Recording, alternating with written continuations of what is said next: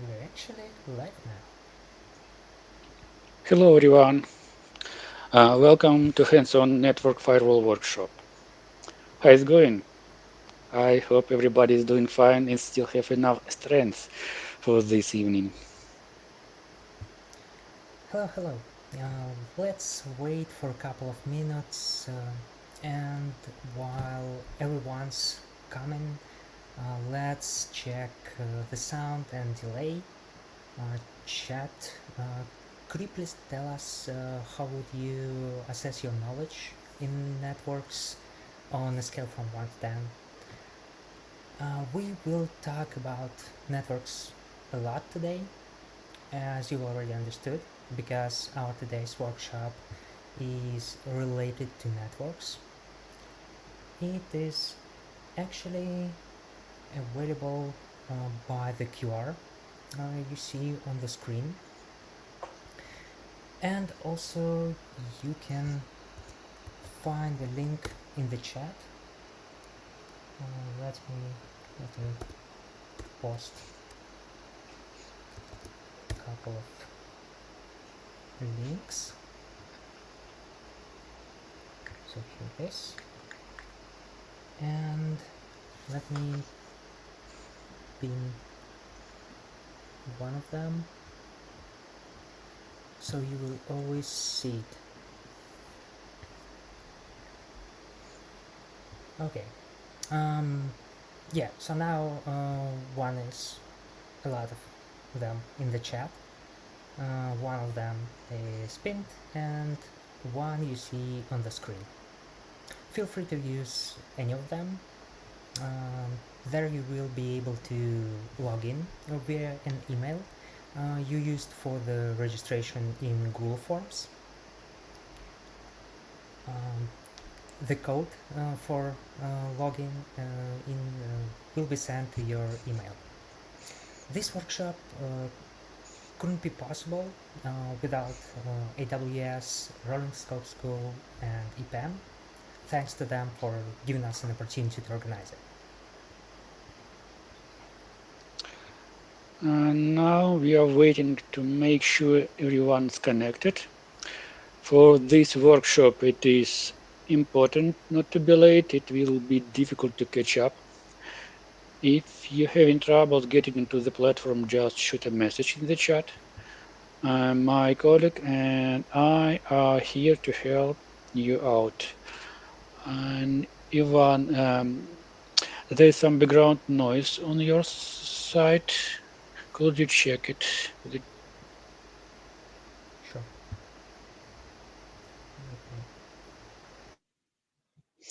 Okay, it's better now.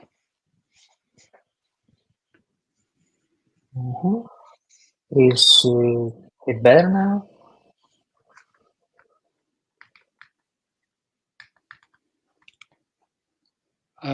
I don't hear you. 1, 2, 3. Is everything okay now? Yes, it's okay right now. Okay, nice. Nice to see.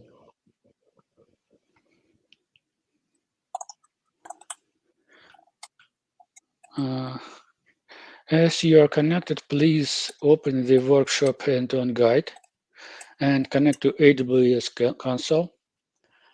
It will be good if you have 2 or 3 monitors. You will have to watching the video streaming, reading the hands-on guide, and running commands in AWS console.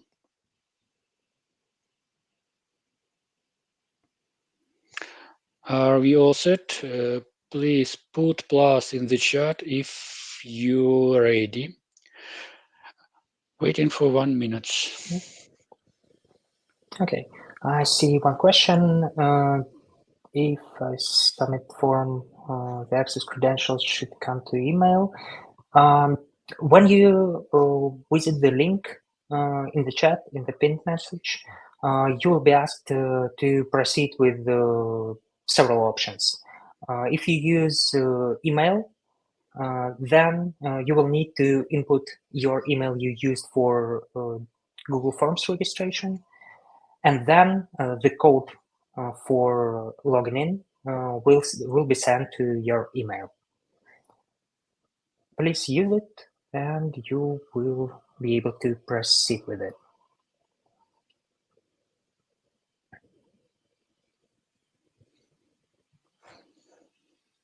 Okay.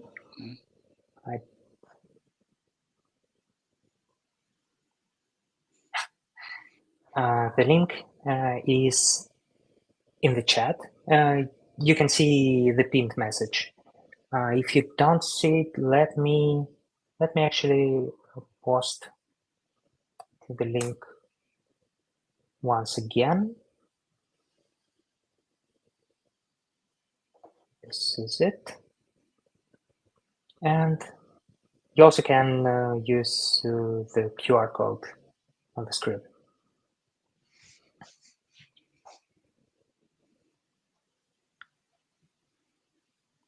Is anyone ready, or we should wait for a couple of minutes?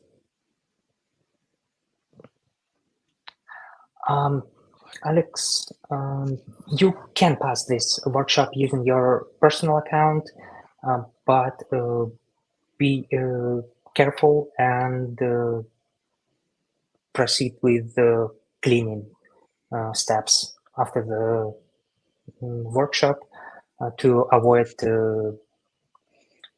additional costs for this infrastructure.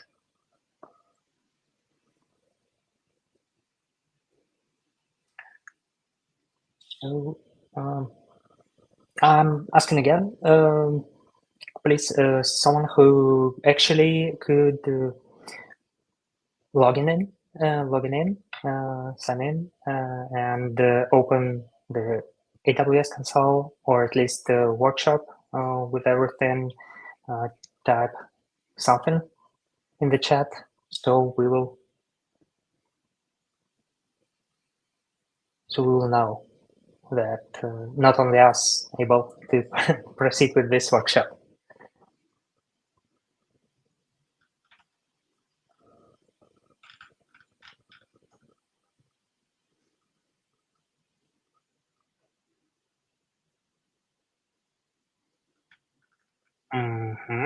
I see.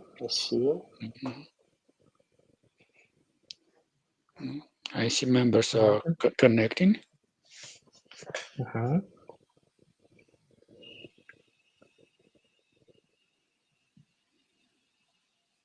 Nice.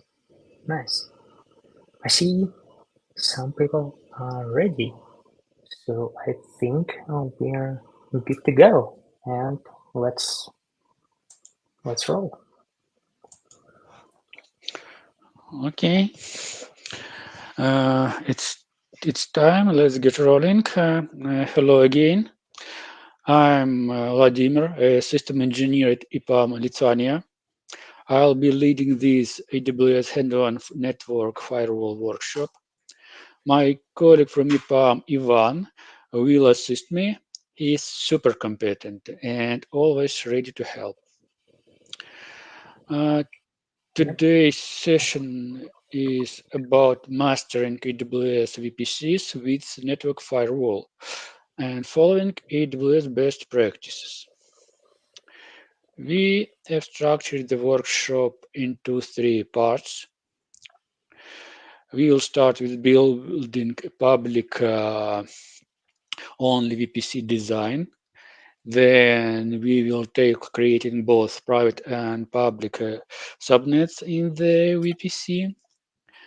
And lastly, we'll set up a multi-VPCs design with Transit Gateway for smart routing.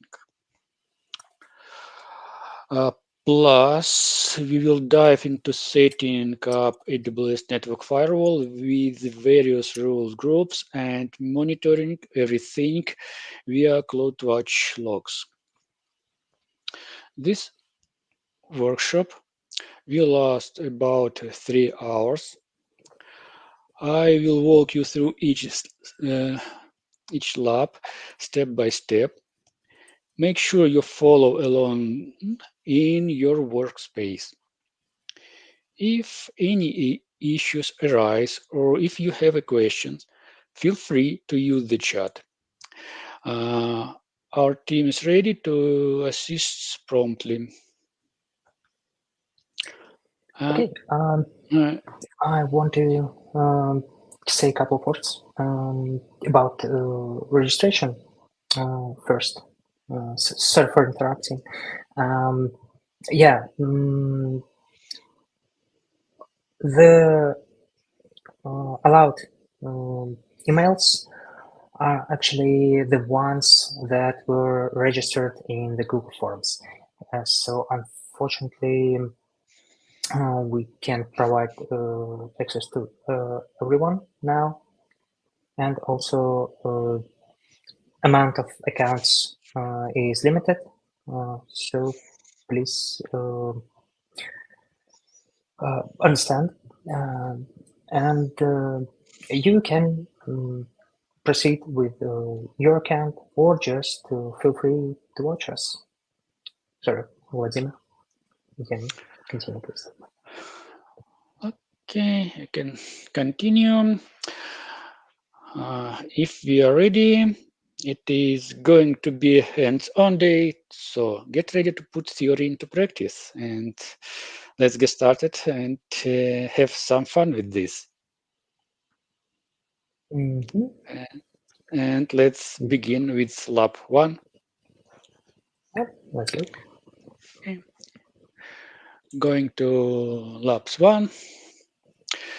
In this lab, we are going to build a public VPC protected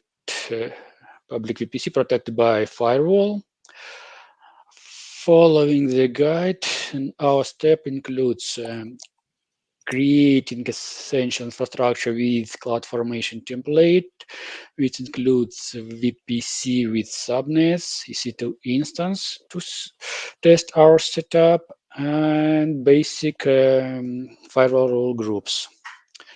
Also create firewall, configure routing traffic through the firewall, set up firewall logging, and we will learn how to configure a firewall policy. At first, let's duplicate this tab in browser. We might be back to look at the network diagram during our steps.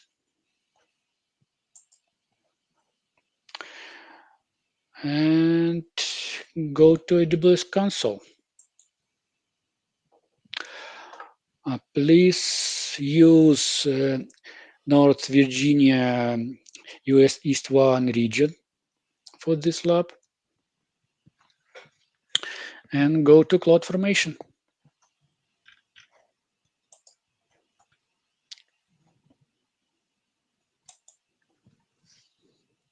Yeah, it is actually essential to check, double check the region, because sometimes when you open console in a private, you can be forwarded to the region you've previously used. So be attentive. It's actually US East 1. Thank you. Okay, thank you. At first, we need to download CloudFormation template. I'll do that and go to CloudFormation configuration stack and click Create Stack. Okay, I show you in my screen. Next, we choose existing template, upload on template file, and choose file for template. This template, choose file, open file, and go. And next, stack name. Sorry.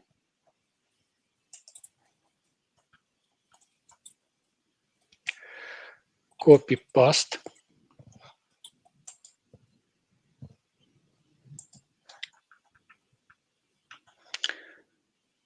Next, scrolling down and checkbox. Go next. And submit. Okay. Here you can see the stack has been deploying, and you can see you can monitor in Events tab. You can look at resources being created and outputs to results. And with this CloudFormation stack, we automate deployment of virtual private cloud VPC, internet gateway, subnets for firewall subnets and protected cloud subnets. Also, it will create basic for firewall rule groups for us. And lastly, C2 instance with AWS System Manager agent configured for secure and simple access. CloudFormation is very useful tool and will make some routing and boring work for us. Okay, and let me look at the diagram. You can see there's two subnets, firewall and workload. I would ask, do we have to create a separate subnet for firewall interface endpoint? This one subnet? Maybe one subnet will be enough and create endpoint in these subnets, workload subnets. But let me look at the routing tables, and you can see that there is different default gateway in this route table, in firewall subnet, and in protected subnet. And we have to create different subnets to make our routing. And let's have a brief look at network traffic flow and routing in our VPC. Incoming traffic enters the internet gateway, then routed to firewall for inspection. It's routing through firewall VPC endpoint, and it's important to note in the internet gateway routing table, the next hop is the workload subnet, not firewall subnet. After inspection, packets returns to firewall subnets and directed to our Fortinet subnets to our web server. Outbound traffic handled a bit differently. It's sent to firewall at point as per default route from workload route tables, and after inspection, it will send to internet via internet gateway. Okay, if you can see, the stack has been created, and we can go next. The stack is created. VPC, firewall, two subnets, and web server is two instances. Okay, and now we will create a firewall in our network. Going to VPC dashboard, I will show you here. I will do it in different tab.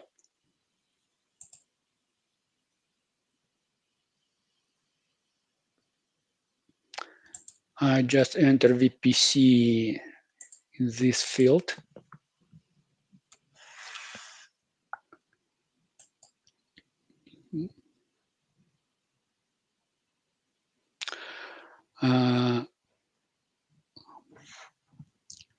Scrolling down, we can find firewall here. Okay, and let's click create firewall. In firewall details, copy paste name.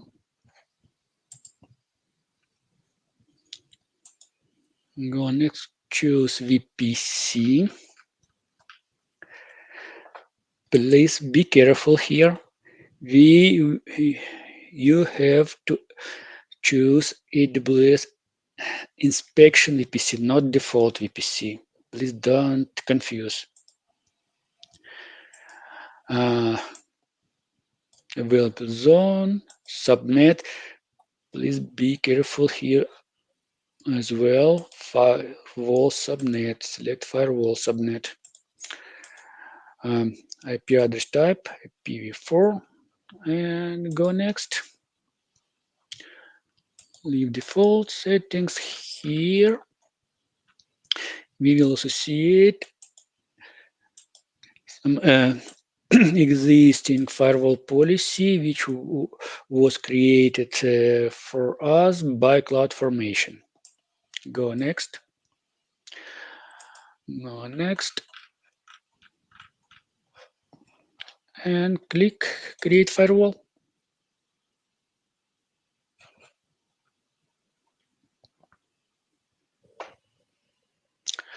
You can see status is provisioning.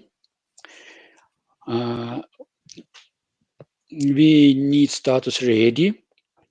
While we're waiting for status transition to ready, it's a great time to deep dive into the firewall policy and understand how they configure it and function within our VPC environment. We can go firewall policy, and we can see two stateful rule groups configured for us by CloudFormation. It's allow Amazon domains, allow port 80. Let's remind you, there are stateful and stateless rules. Here, stateless rule groups. Here, stateful rule groups. Stateless rules. These rules inspect each packet individually without considering the all context of the network traffic.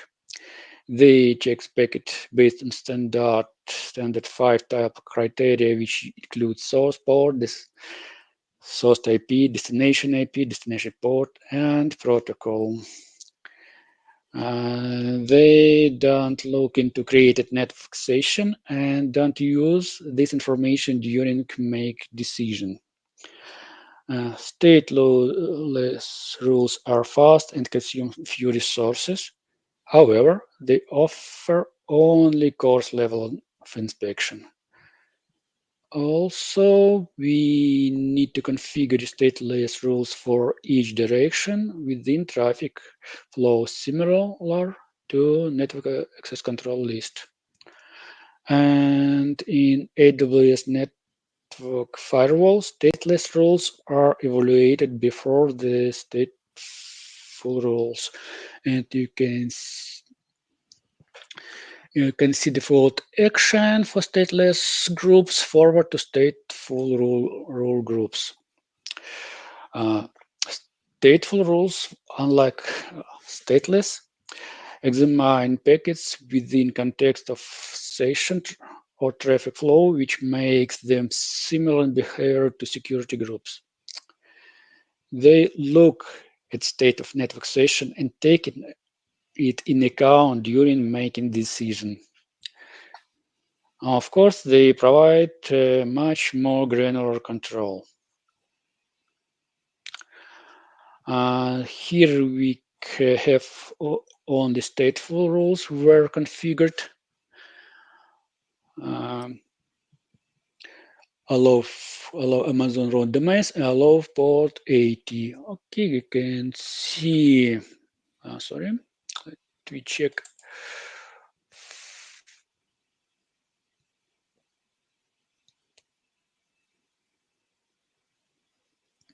No, our firewall is not ready yet. Okay, and we can see two stateful rules groups created. Let me look in them. At first, allow Amazon domains.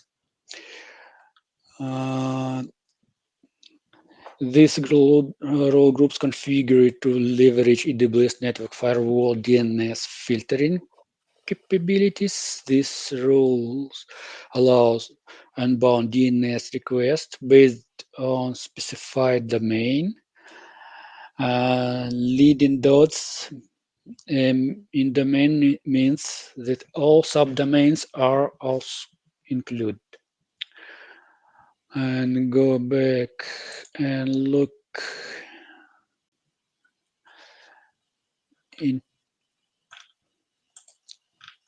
into next rule groups. It's allow port 80. It is a standard rule groups and set to permit traffic over HTTP port 80. Yeah.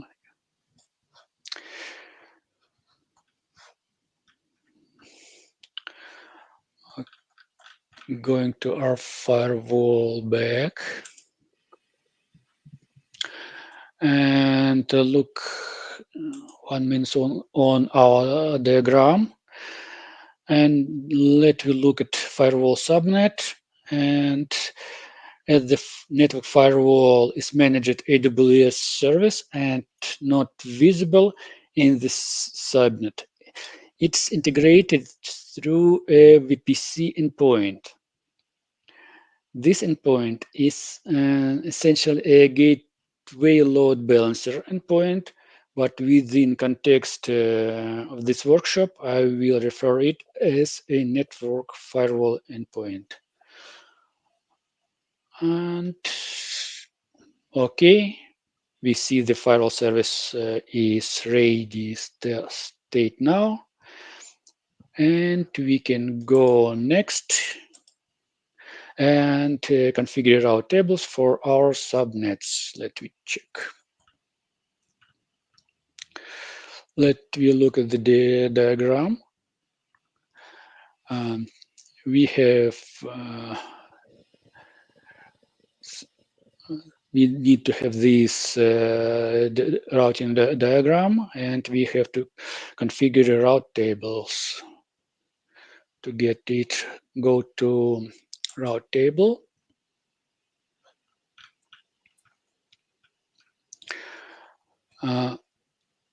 We don't see any route tables a part of main.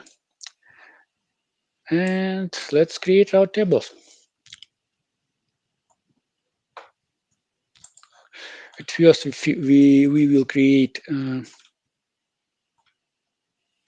ingress HW ingress route table. VPC, please be careful.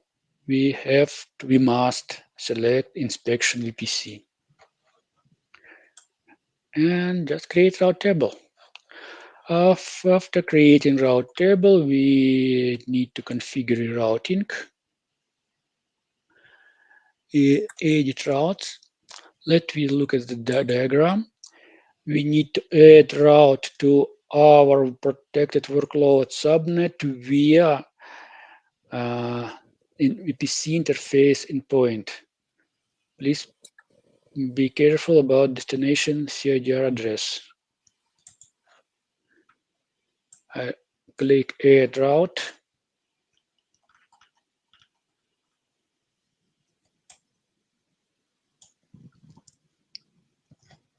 Just copy paste. And here in target, gateway load balancer. Check, and don't forget, select this one and save changes. Next, we need to associate this route table. Let's look the diagram, and we can see it should be associated with Internet Gateway. Let me check and click Edge Association.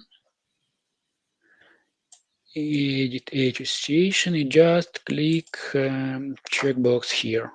Save change. Okay, and we can go next to create next route table. Create route table. Right, it will be firewall route table.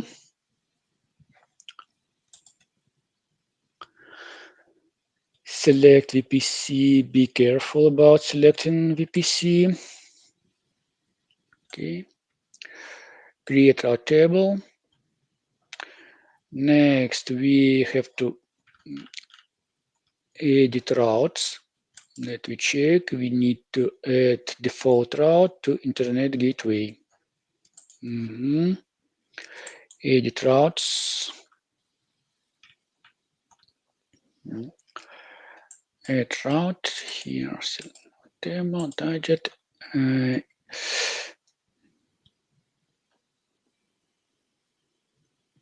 Where is Internet Gateway? Here. Internet Gateway. Here. And save change. Okay, next we need to associate this route table. Let's look. We need to set it with firewall subnet. Association, firewall subnet. Okay. And set association.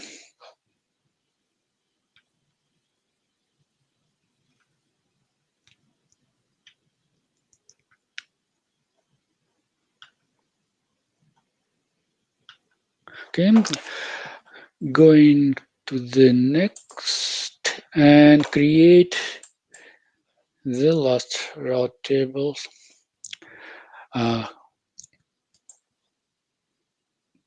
Copy paste name.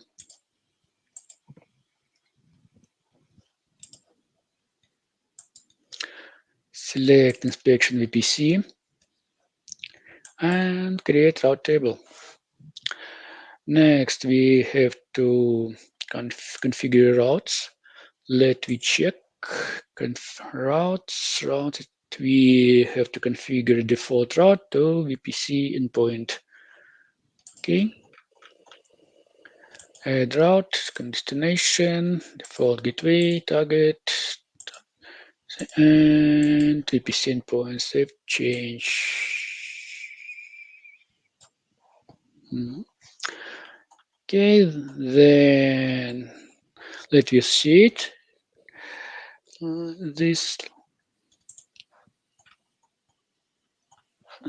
route tables edit subnet association, and we have to associate it with protected workload subnet.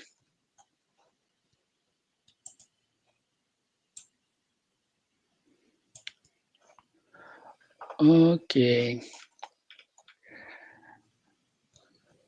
We finish it with routing tables, but let's check.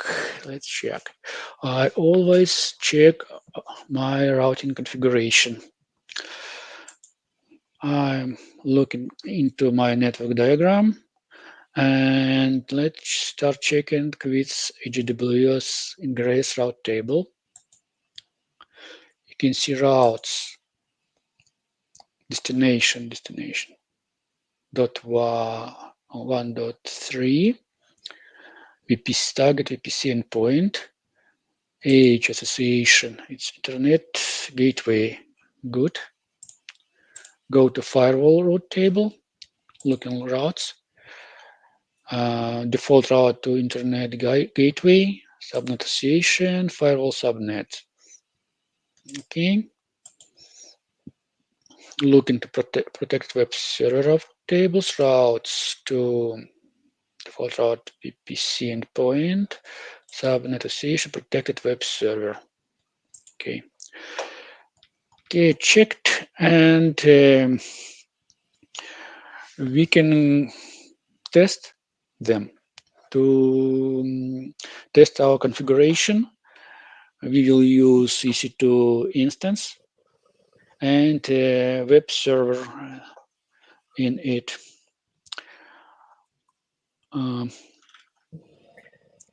Going to EC2 instance, I will do that in another tab.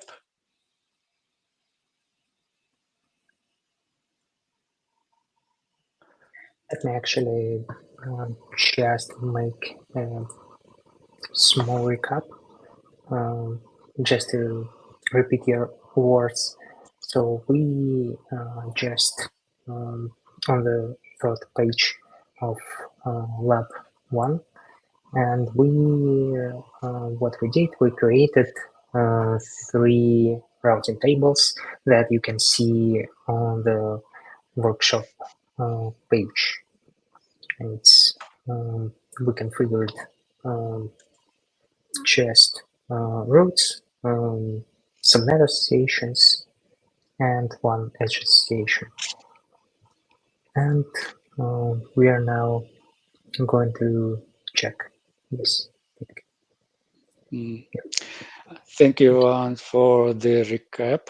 Yes, you can see this diagram, and we have done everything with routing for this diagram, and we will check this configuration. And let's go to EC2 instance and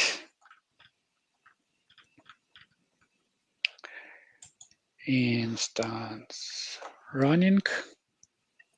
We can see there is instance is running now. It was created for us by CloudFormation, and we can go try to connect it. Click to connect. For this connection, we will utilize AWS Systems Manager Session Manager agent, which was installed on the EC2 instance by CloudFormation stack. But because routing in RVPC has been created recently, it can take some time for connection the SSM agent to the AWS SSM service, and sometime rebooting EC2 instance can speed up this process, and I will do that. State instance.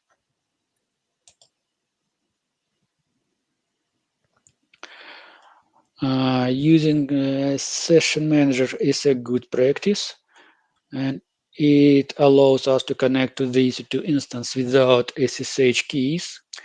Additionally, it logs all action performed during the terminal session. What I mean is we can track when and who did what. And we waiting for connection button. Try refresh.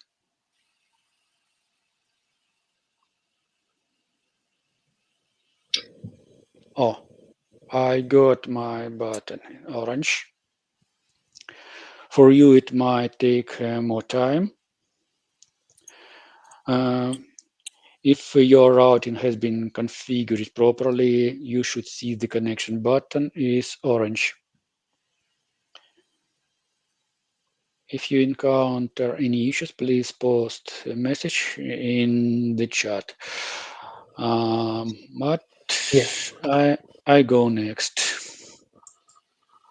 Connect. I see actually one issue, and I think here is the time when you can actually catch up, because these loadings sometimes really slow, so please take your time.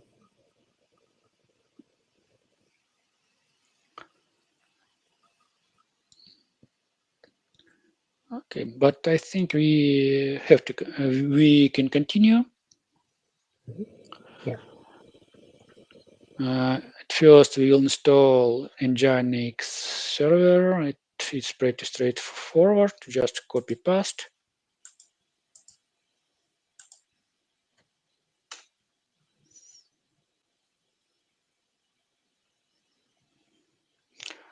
Okay, we installed Nginx server on our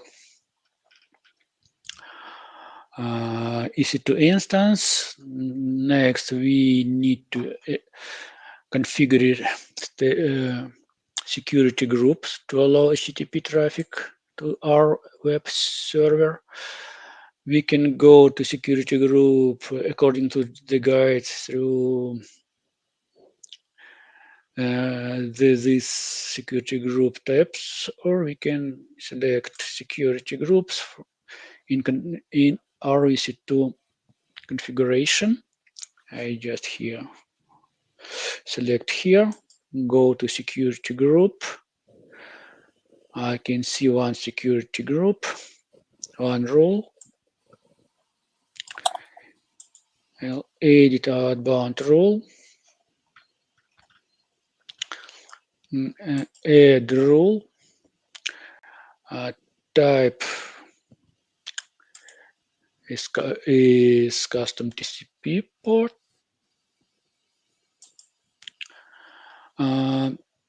Source type my IP, and so sorry, let me check security group. Type HTTP. Source type my IP, and you can see AWS found your my IP address. It knows. I recommend you to copy, to save this address. I will do that. I will need this address sometime later.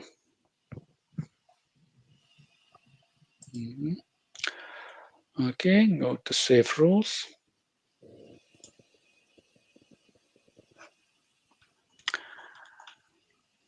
And we can check to test our web server. We will use our browser and check our web server by IP address, by its IP address. To obtain IP address of our server, there is some ways. We can go to CloudFormation output and just copy it here. Then we can get IP address our EC2 instance.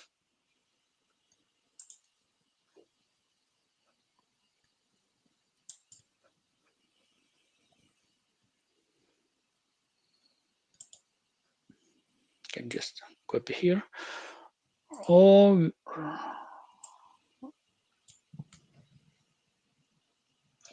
we can get its address from AWS EC2 instance metadata by using curl request.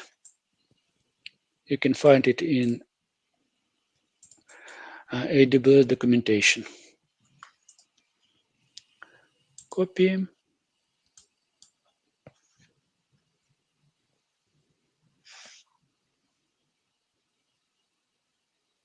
Okay, we have access to Nginx.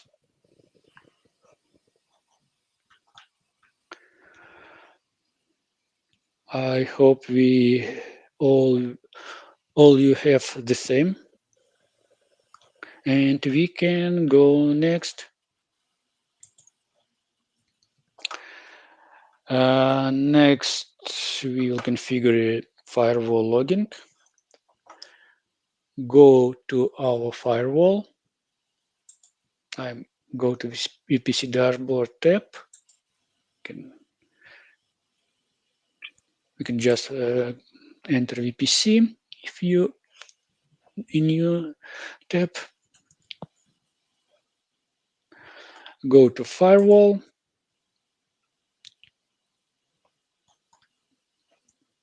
Select our firewall. Scrolling down, looking for logging. Select alert and flow log. Select CloudWatch log group. And here we can create log group from this screen. We are redirected to CloudWatch.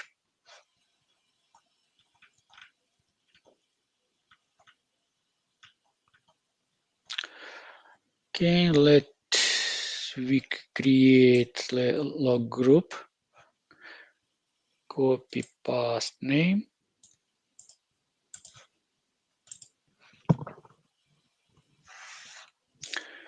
Retention, let's 3 days. And create. This log group has been created. Then let's go back to firewall. We don't see this group yet. Let me refresh. It happens sometime. Okay. Now we can see here our log group name. Do the same for flow logs. Click save.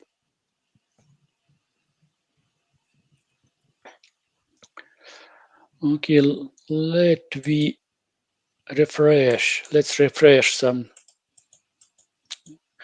and time several times our welcome page for our Nginx. We need to do that to trigger firewall rules and go to CloudWatch logs. Let me look at the log groups.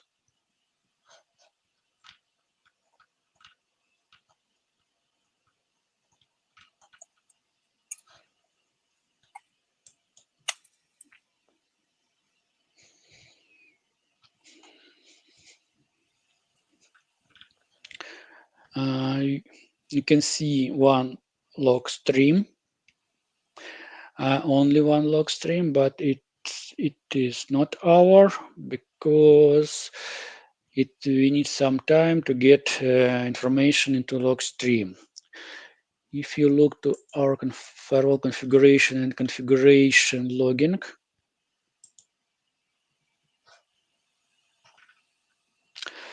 you can see we create two logs for alert and flow.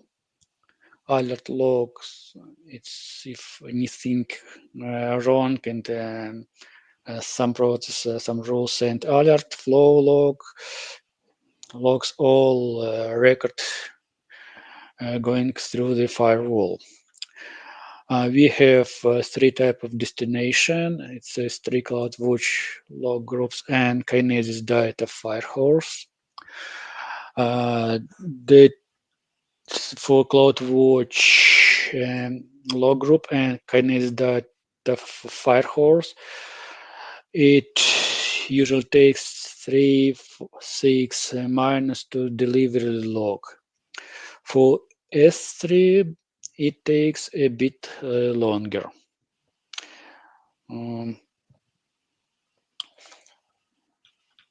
Yes, going to CloudWatch, let me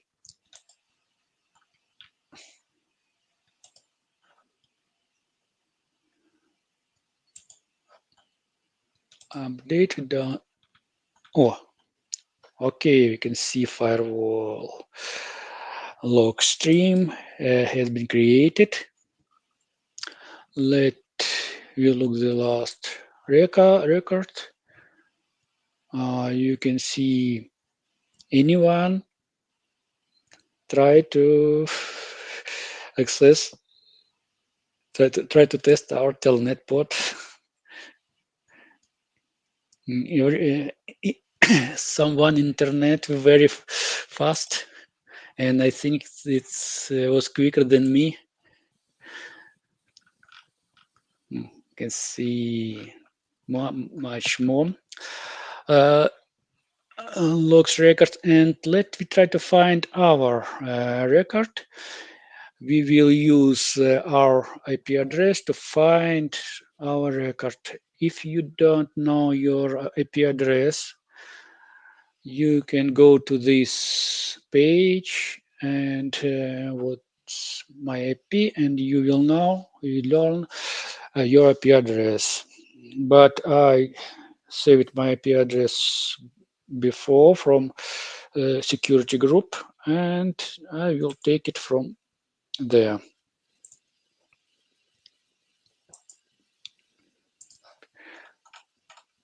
Take my IP address. I enter that into filter tab.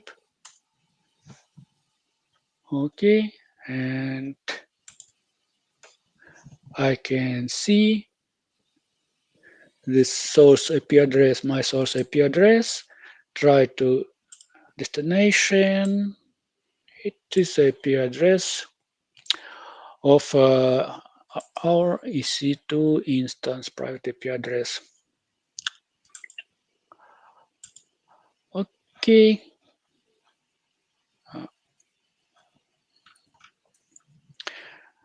We have we found record. It means traffic goes through the firewall. Everything is okay still. Now we have all routes configured. All traffic being expected by firewall, and firewall traffic is being logged for monitoring. And we can go forward to configure a firewall policy with different roles. I hope you remember that there are stateless and stateful groups. Stateless perform isolate inspection of packet. It don't take in account state of the session. Stateful perform more granular control within network session and can be standard stateful rules, domain list, and APS Suricata compatible rules. The AWS Network Firewall use two rules engine to inspect packets, stateful and stateful. They inspect packet according to the rules you provide in the policy. Rules provide details criteria for packets inspection and specify what to do when a packet match the criteria. Stateless engine inspects the packets first and leave default action for stateless forward to stateful rule groups. Let's go to the practice steps. Now we are going to create and test stateful standard and domain list firewall rules. And doing according to the guide,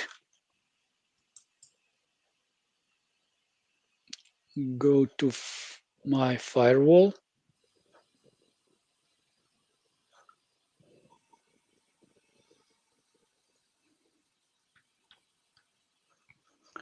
Select firewall policy settings. Please look here.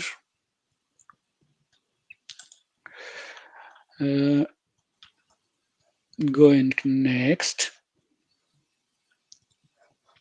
and create new stateful rule group. Select standard stateful rule. Next, name rule.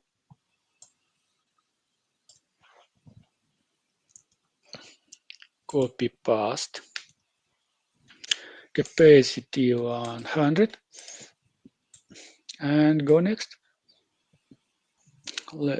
Next, we will configure routes.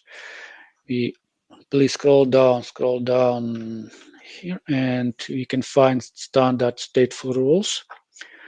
Choose protocol TCP. Choose custom port 8080. And please be careful, action drop. Okay, and go next. Oh, sorry, add rule, and then go. You can see here this rule, and go next. Next, and next. Create rule group.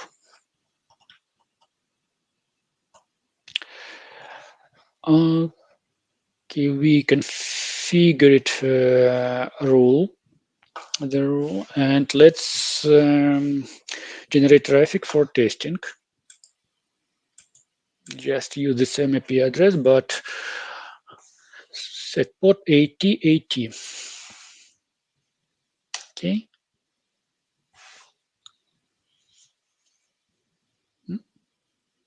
It doesn't work.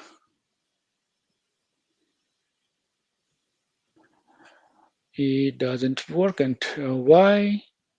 Of course, there is no web server on this port, and it doesn't work because let me check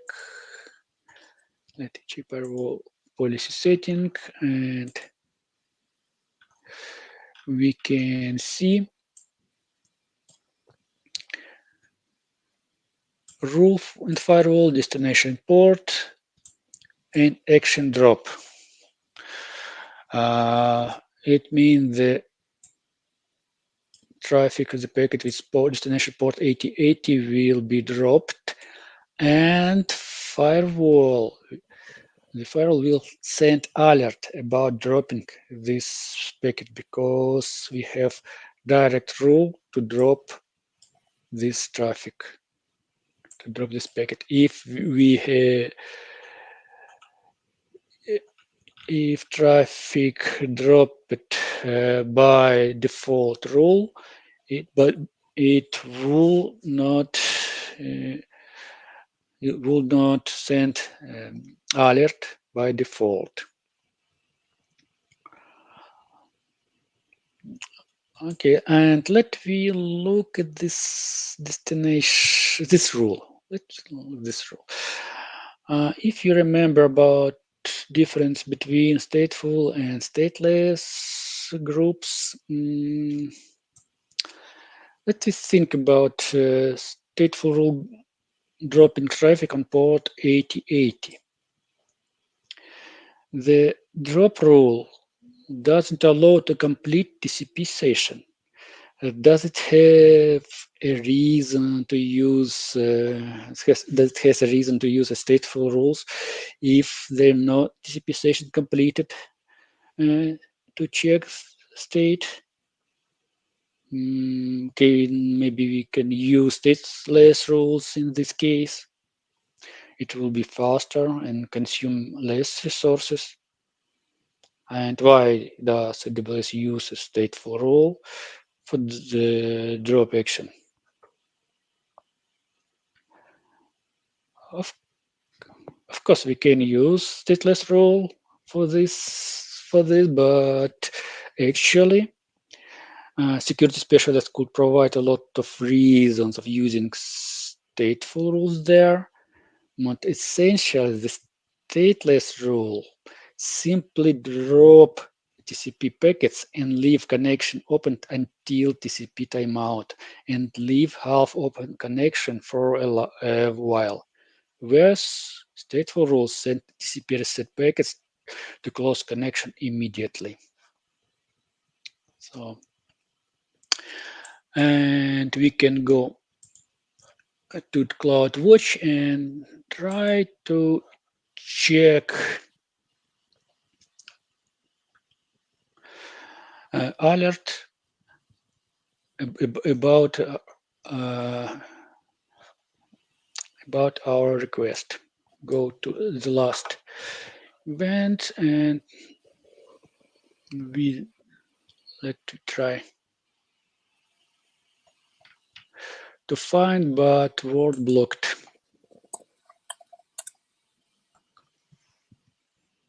Please be careful, blocked in lowercase. Okay, you can see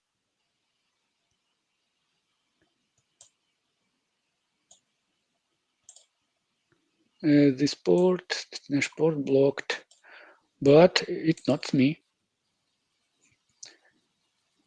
Anyone else try to access to my web server? Okay, and let's go next, and we will create a root domain list. Going to our firewall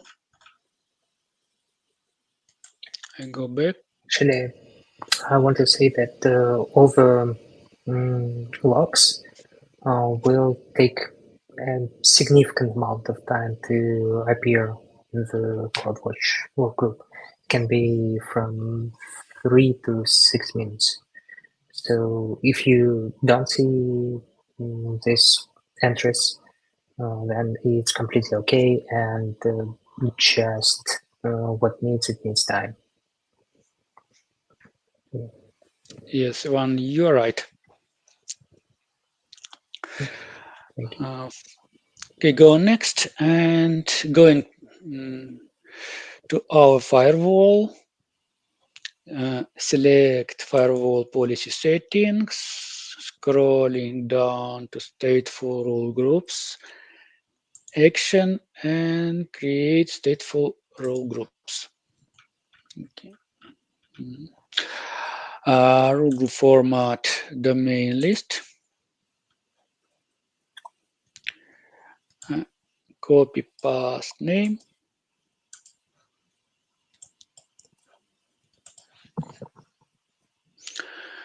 Capacity 100. And go next. And just copy paste. Protocol HTTP, HTTPS, and go next, next, and next.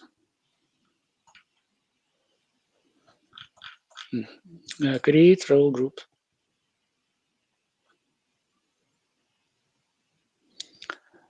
And let's check. Going to our EC2 instance, the session here. It's not closed yet. Okay, and let me try to access to approved domain. Copy. Paste. Okay, you can see we have access, and let's try to access an approved domain.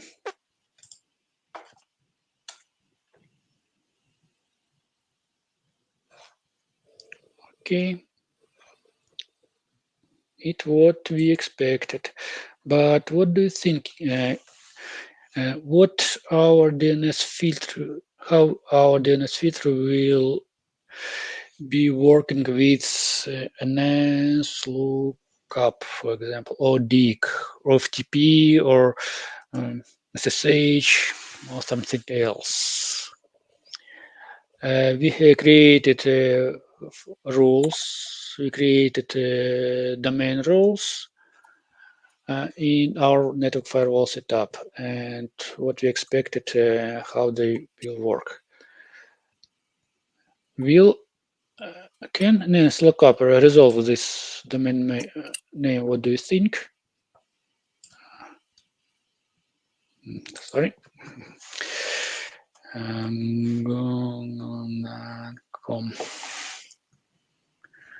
Let me check. Let's check, and it can because it is network firewall, and it can get DNS address only from HTTP or HTTPS packets.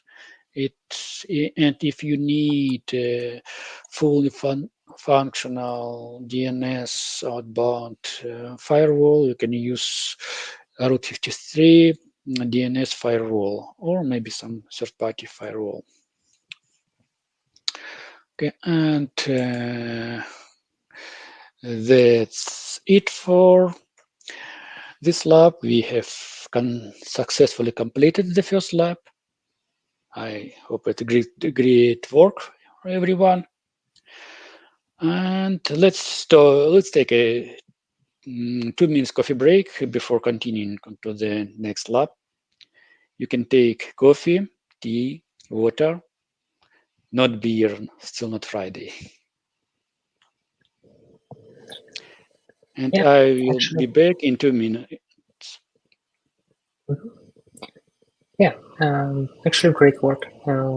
We complete the first lab, and since it's already a lot of time, I think someone can be tired or something. If you decide to finish for today, or just say a couple of words for us, about this workshop and about this stream, please feel free to leave a feedback here, or let me paste a link in the chat, so you will be able to tell us what should we improve in the next workshops. I believe you have some suggestions, so please feel free to tell us what should be done. And I also pinned this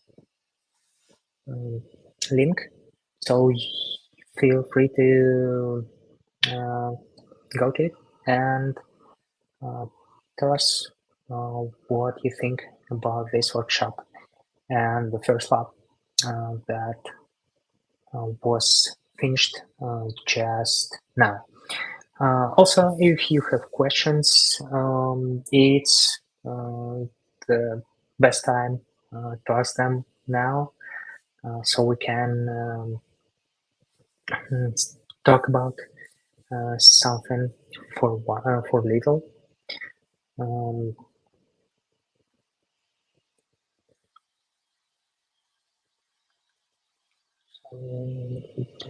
Right now, yes, unfortunately, the workshop will be finished in about several hours. Yeah, 2.5 hours. And all accounts will be terminated after this time. Yeah, so it would be better to finish everything now, but feel free to postpone this since this video, this stream will be recorded and stored in the RSCO in English channel, so you can rewatch it if you liked it. Really fast pace, can't keep that speed. Yeah, Vladimir, could we just a bit slow down, or we don't have this luxury in time? We have 2 hours and 25 minutes. Okay. Okay. Okay, it's we'll try. Try. Mhm. We'll try. Okay, it's time now, and let's proceed with labs 2, where we will be setting up our web server in a private subnet. Since resources in private subnet don't have direct internet access, we have to add an elastic load balancer and NAT gateway to provide connection to the internet. The public IP address of network load balancer and NAT gateway will be entry points to access our services from the internet. At first, I will clear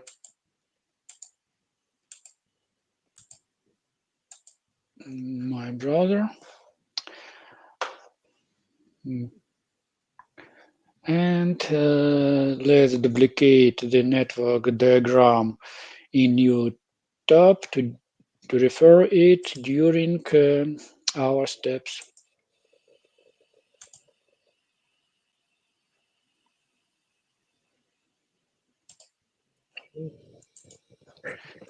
For Okay. the one who just connected, we just started the lab 2, so feel free to join us as well.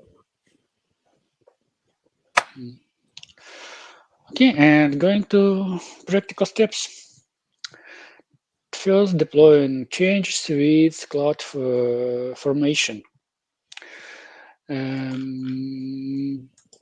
We begin with downloading updated CloudFormation template. Okay, and here we will update existing stack, not create, and then we select stack, click update,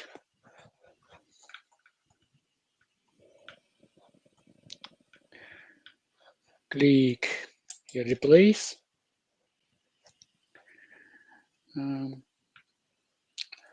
upload template file, choose file, lab2, don't be confused, select lab2 file, and go next, next,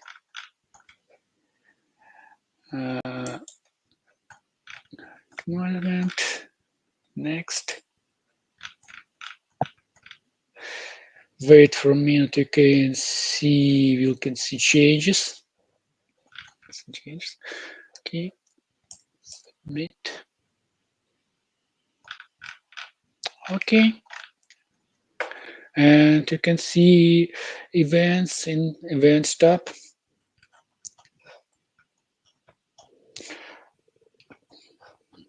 Okay, this this stack will deploy some components. Some components will be deleted. Some components will be modified.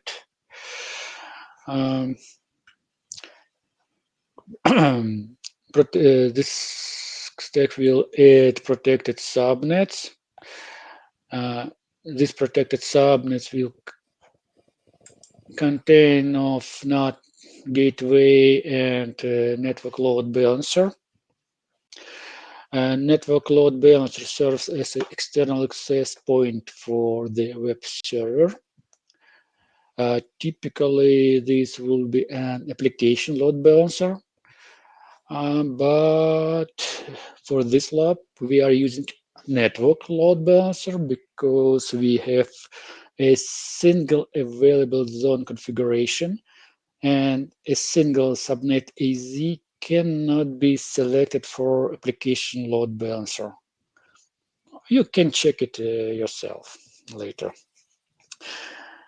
As you see, AWS is saving each penny, but it is a good example of cost optimization approach of AWS when we can use very available configuration to avoid wasting money and unused functionality. We should get used to such approach. But frankly speaking, for me, the cost optimization in cloud is still like a rocket science. Okay, and here you can see network load. You can see another gateway. This it needed to enable traffic from instance located in the protected subnets to go to the internet.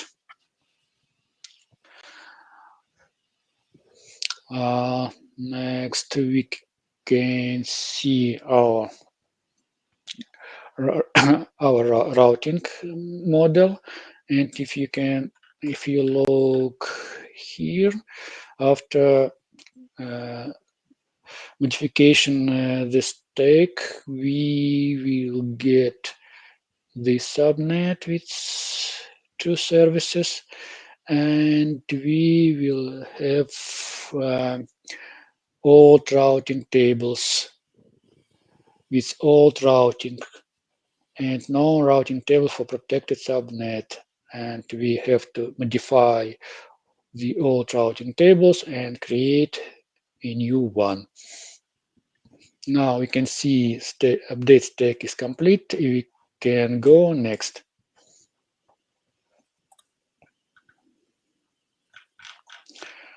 At first, we will update our route tables. Go to VPC dashboard. I will do it in another tab, service, put VPC.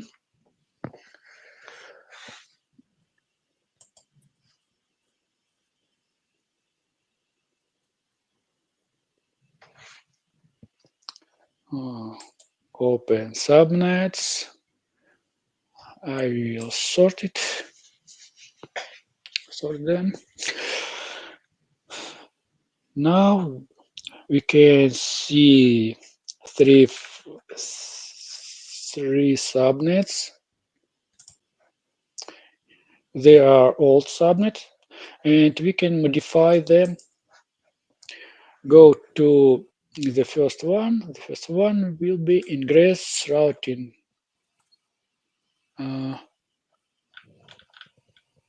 Protected.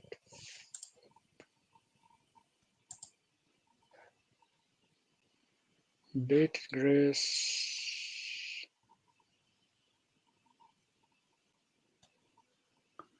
I think I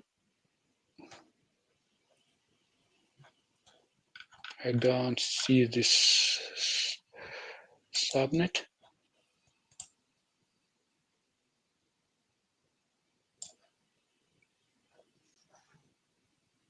Should be GW. IT protected.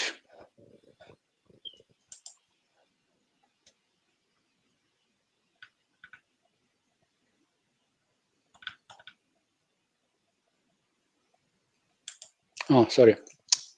We can see subnet, and so you need to modify route tables. I forgot to switch route tables step. Okay, we need to modify route tables. I go look at route tables and start a update with ingress route table. I go to routes, edit routes, and we have to set this route. We have to switch our route to our protected subnet address. Next, we change to and save change. Go to next. You can see what I did. And go to next route table. Next route table is protected web server route table. Routes.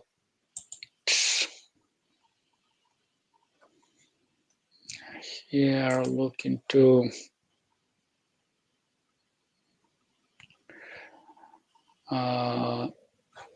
protected web server route table.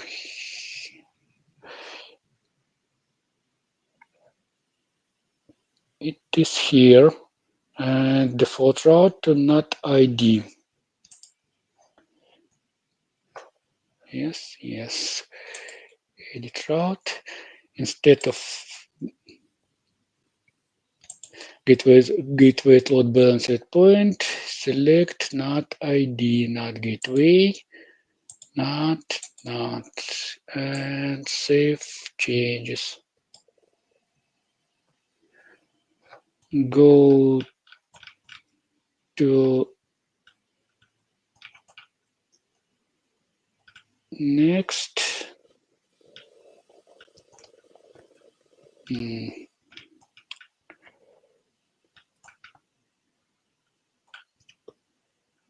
Sorry, I lost in documentation where firewall. Yes, only two route tables we have to update. Okay. This one without update. And we got such configuration. Let me check.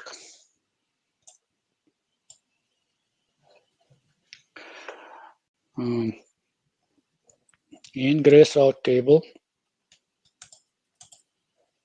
routes,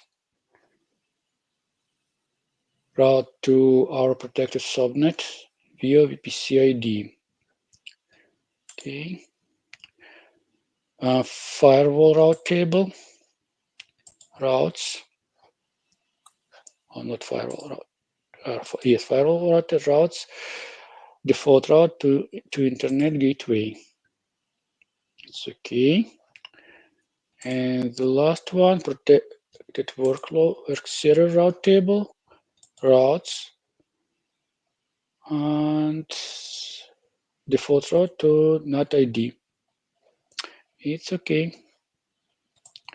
Go next. Now we'll create protected subnet route. And it is a new route table. Create route table.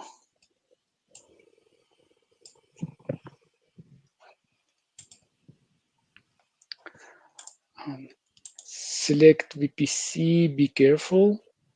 Inspection VPC use. And click create route table.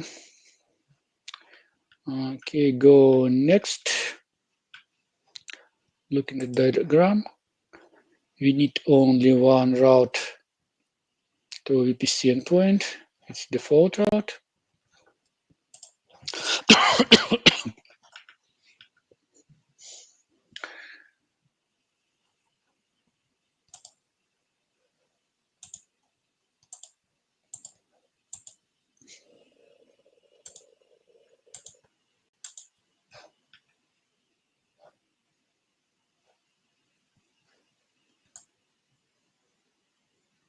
And click Save Changes. Okay, next, don't forget about association. Subnet association. We need to associate it with protected subnet.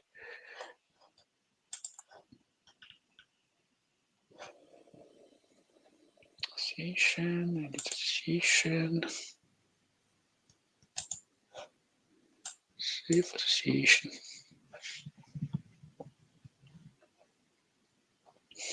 Let's check our configuration.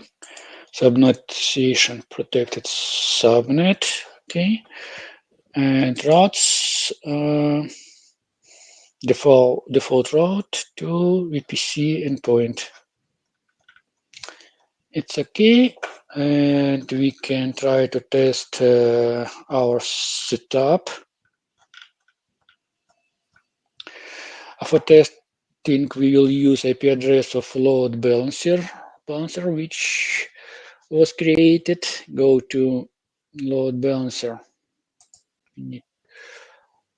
I do that in another tab. In service, click EC2. Select EC2 dashboard. Here you can find load balancer. And you can find our load balancer, and here you can find the DNS name of the load balancer. Copy and paste in new tab.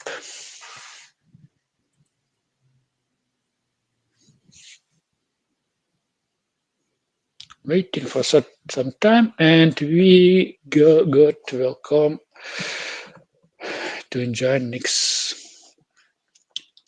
web page. It means our web server is available from the internet.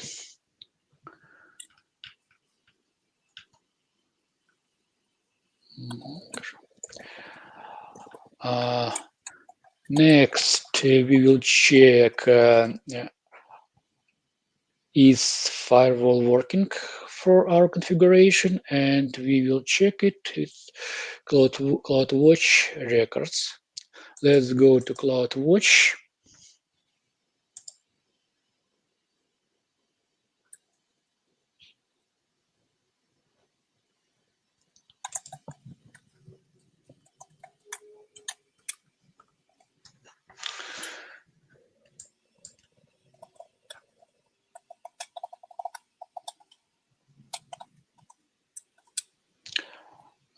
Log groups.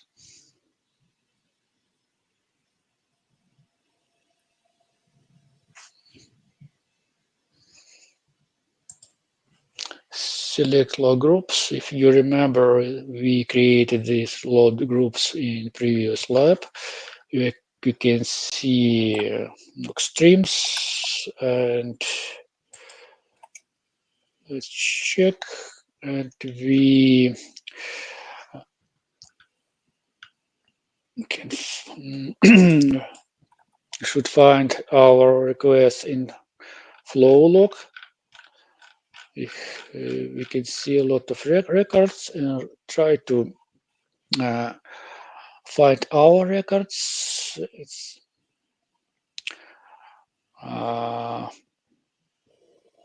we can find by address. We can find by IP address of the mesh of your IP address filter. Let I save my IP address, and I will copy it from my notepad. But you can go to my IP and learn your IP address.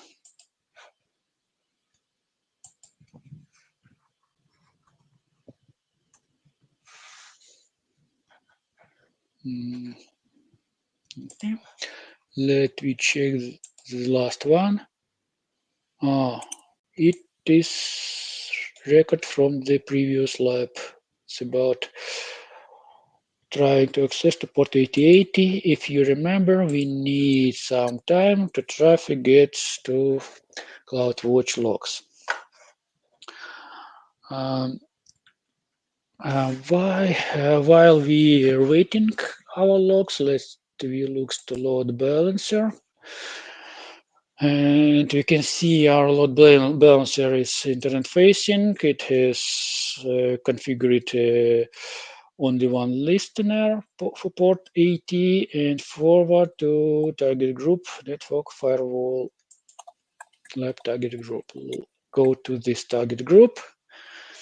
You can see only one instance and target type, instance type. It is may be important to us. Type of target group, because it impacts how network load balancer manages network traffic. Let you look to network diagram. We have this here network load balancers entry point. For incoming traffic for the from internet, for instance type target group, no network load balancer doesn't change source IP address of packet arriving from the internet, and the packet comes to web server has source IP is a public IP from the internet, and accordingly in the response packet destination IP will be a public IP of the internet resource. And according to the routing table, response packet will go to NAT gateway, despite it comes from network load balancer. For IP type target group, network load balancer modifies source IP address to its own, and response traffic will go to the network load balancer in symmetrical way. For application load balancer, it always modifies source IP, and response packet will go via application load balancer always. And after that, outbound traffic, response traffic, will go to firewall point, because you can see default route to firewall endpoint and will be inspected with firewall and goes to internet gateway before sending to internet. In this step, internet gateway will replace source IP address in packet to public IP address of network load balancer or NAT gateway. Before internet gateway, all addresses in RVPC or addresses of NAT gateway network load balancer are private addresses, these services, and that's way you cannot find AWS public IP addresses in NetFlow logs. Yeah. And then packet goes to internet, but incoming packets arrive to internet gateway. Internet gateway replace destination IP, which public IP from AWS with private IP of NAT gateway or network load balancer. This IP will be from protected subnet CIDR, and according to this rule, it will be directed to firewall for inspection. and then it will be returned to the protected subnet, and the translation goes to web server. And let's go to our CloudWatch and look again. Maybe we can have our record now.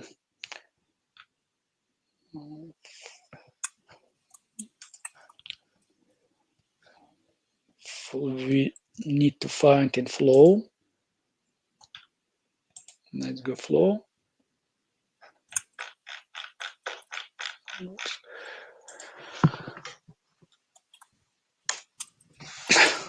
Yes, we have. Now we have logged our request. This is response. Sorry, here previous is request from my IP port 80, and you can see private IP address of load balancer.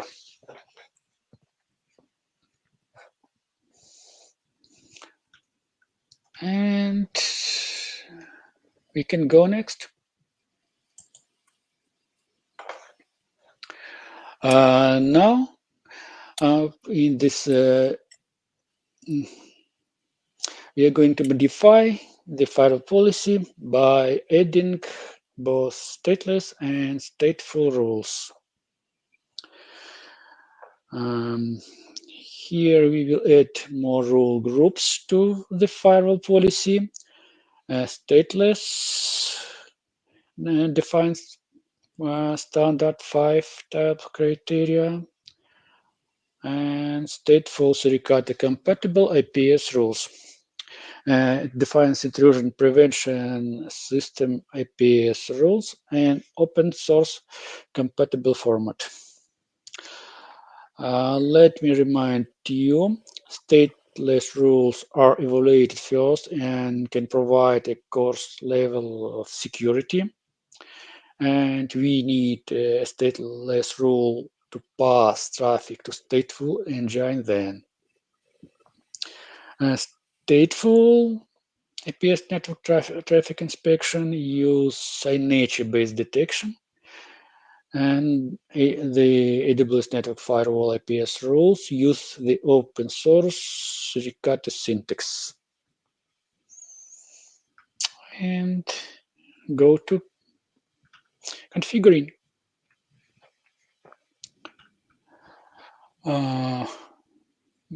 Go to our VPC dashboard. I'm here, but I click one more, put one more VPC. Go to firewall.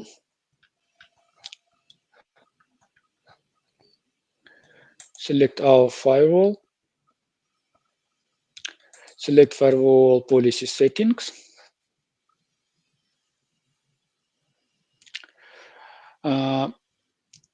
Please be sure stateless default action and forward to stateful rule groups. Okay, going next, create stateful rule group. Rule group format. We'll do. Sorry, I'm wrong. We will create stateless rule group at first. Firewall policy settings. Go to stateless rule groups. Action. Create stateful rule groups. Go next.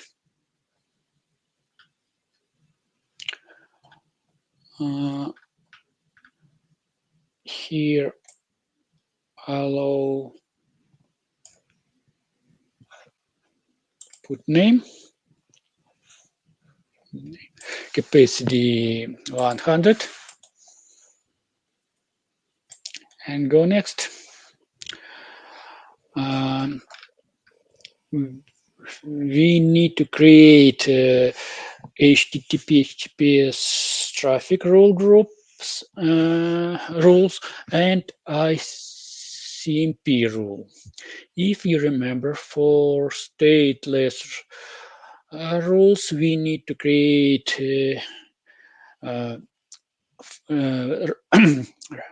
rules for inbound and for outbound traffic.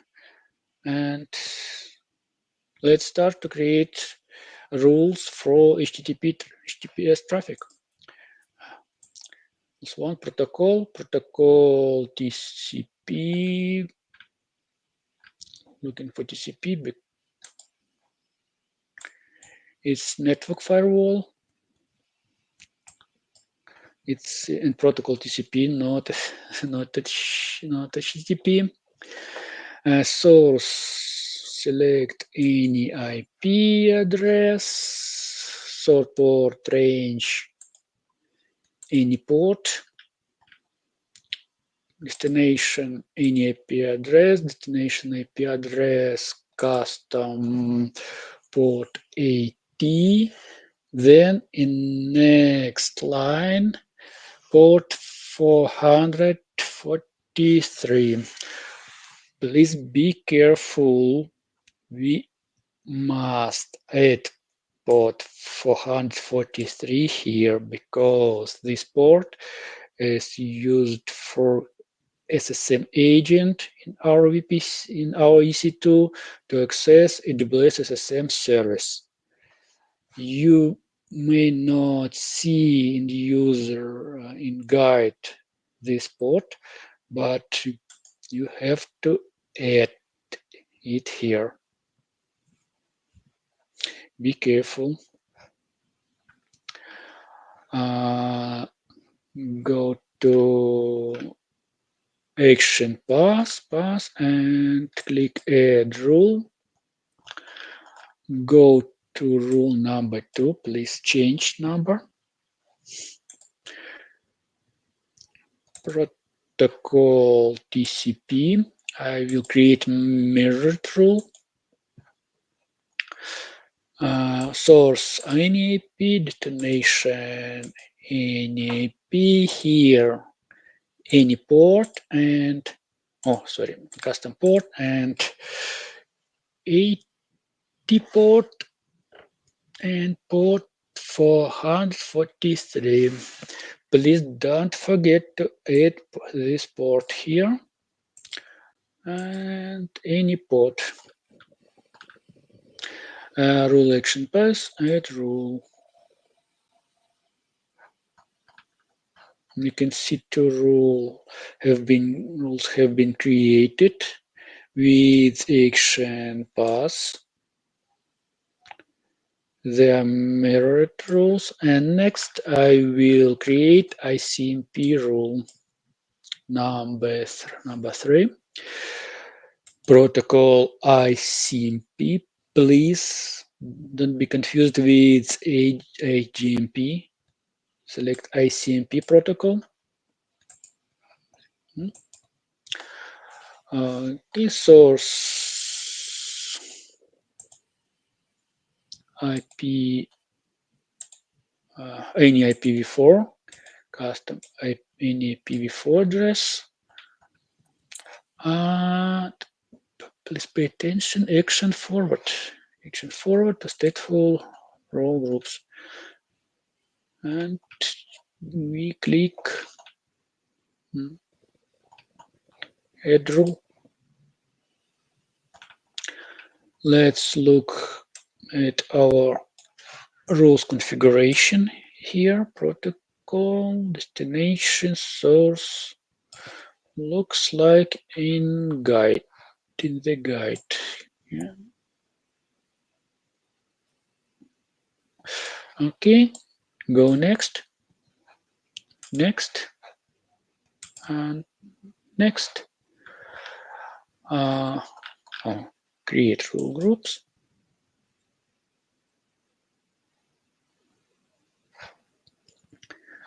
Next, let's change default action, firewall policy.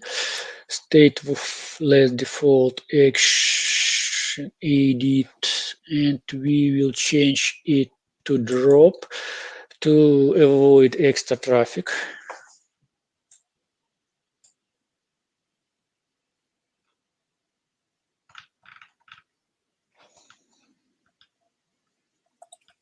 And that's it. And we can try to check our configuration. Let's go to browser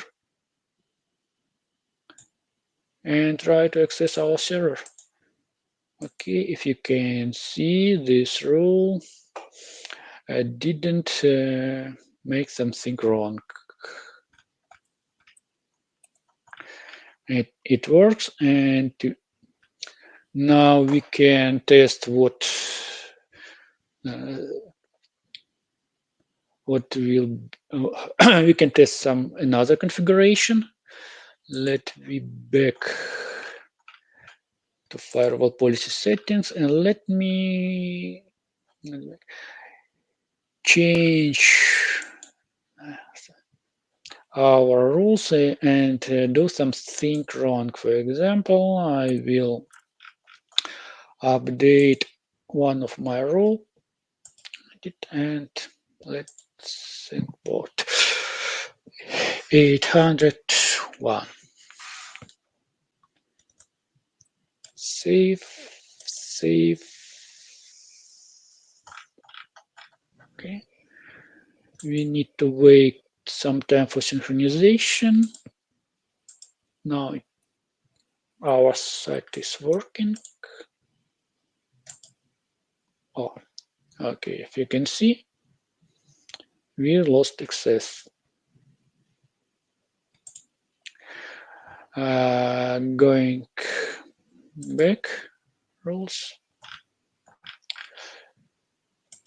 and I return my configuration, proper configuration back. Save.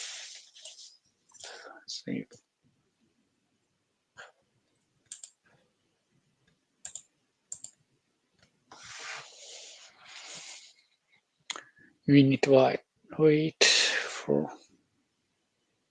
some time.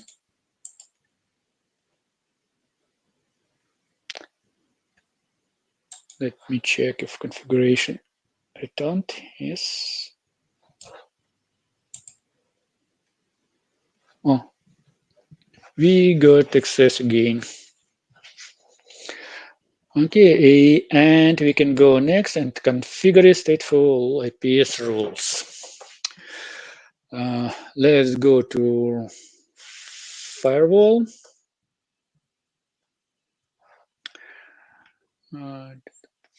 Firewall. Select our firewall policy. Select firewall policy settings. Looking for stateful rule groups.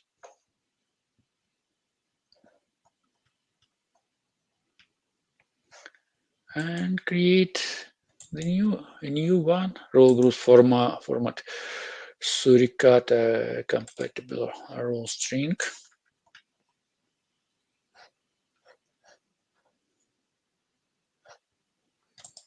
Next, name Suricata IPS.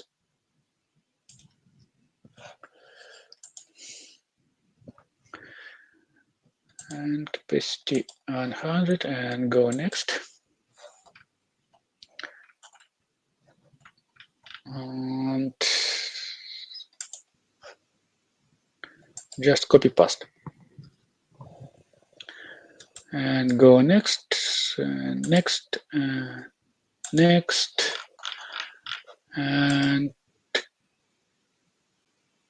create role groups. Okay, and we will check our rules with ACMP protocol with ping tools. Going to EC2. I go to EC2 dashboard. Oh.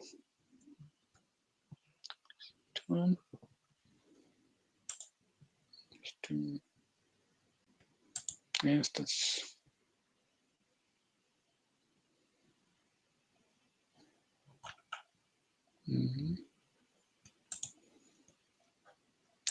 Click connect.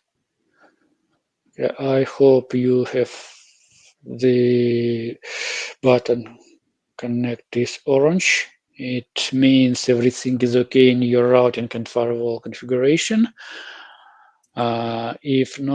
If you don't have this button in orange, you can try to reboot your EC2 instance. Sometimes it can help. But we go next.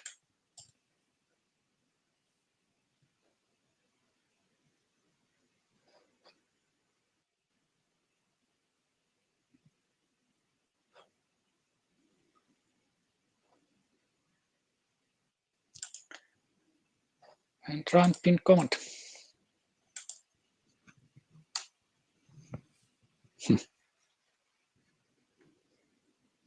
It doesn't work.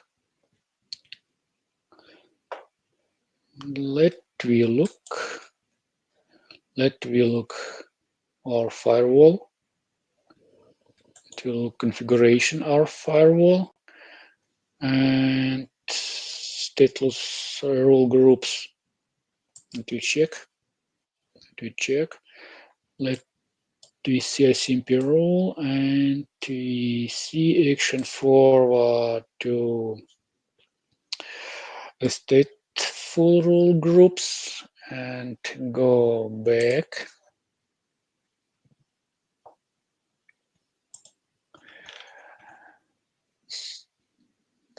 Looking at a stateful engine, we have some role groups allow Amazon domains is not relevant. If you can remember from previous labs, allow port 80 not relevant, 5 tabs Danny test and prove domain list are not relevant as, and we can see Suricata IPS going to here, looking rules, and we see here is rules about alert, only alert about SMP traffic.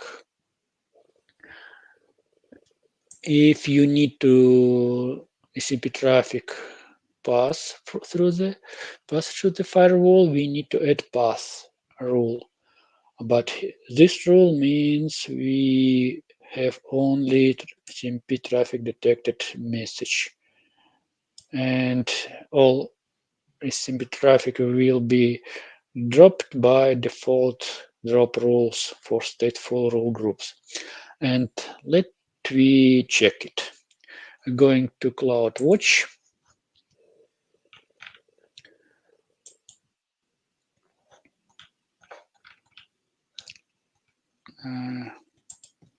Refresh our streams and looking into the last alert streams, and let me try find by ICMP.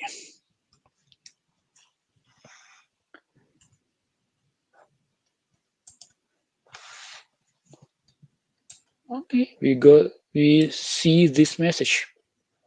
It is what we expected.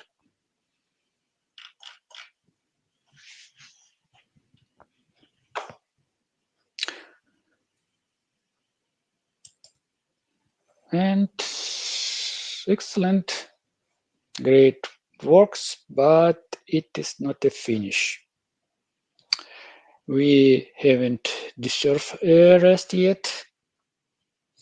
We should sweep up after ourselves. We must do that because the last lab requires empty account, almost empty account. I hope we got this we successfully did all the steps and we can start clean up.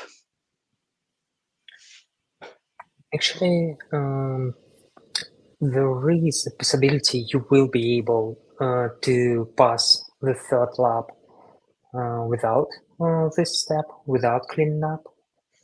But you can reach the limits of VPCs created, because the next lab will create 4 additional VPCs, if I'm not wrong, and these will be above of default limits of AWS account, which is 5.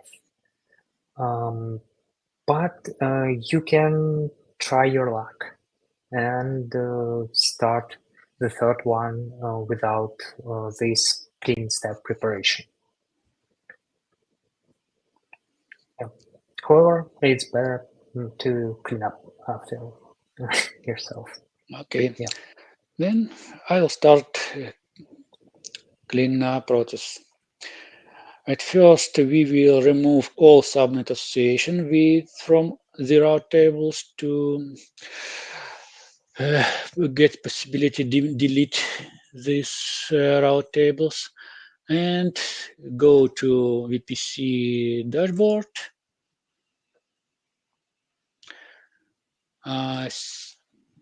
Okay, VPC.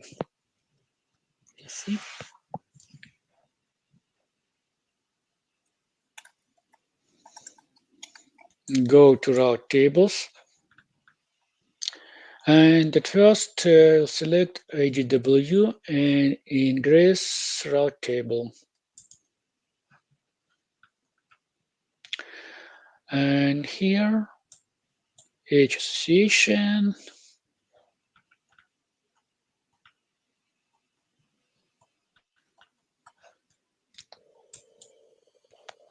Oh, sorry. Association, edit H association, and click checkbox and save changes.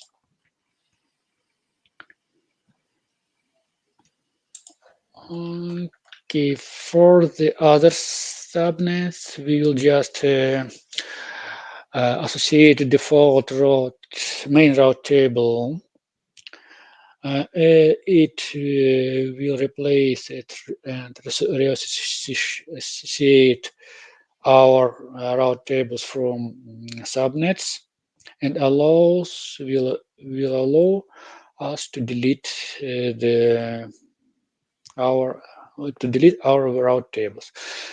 Let's find our main route table for our VPC, because we have 2 main route tables for default VPC and our VPC inspection. You can see here this route table.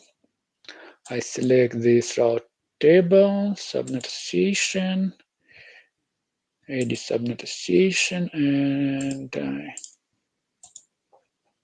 select all subnets association.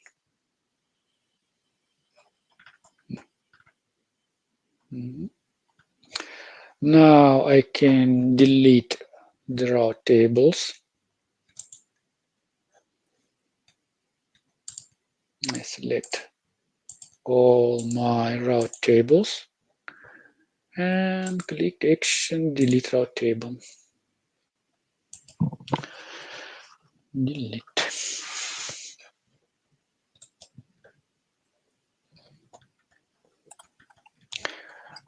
Go next, delete AWS Network Firewall. I'm going to Firewall. At first, we have to disable logging. Login, edit, save, and next click delete. Here, put delete, and I click disable delete protection. And it started process deleting. you can see status. It will take some time, but I think we have we have to wait because there might be some dependencies with CloudFormation stack from CloudFormation stack. Okay, we can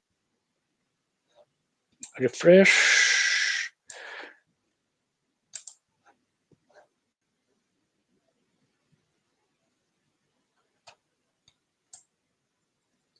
It's still deleting. It will take a couple of dozens of seconds. So it's like a couple of refreshes.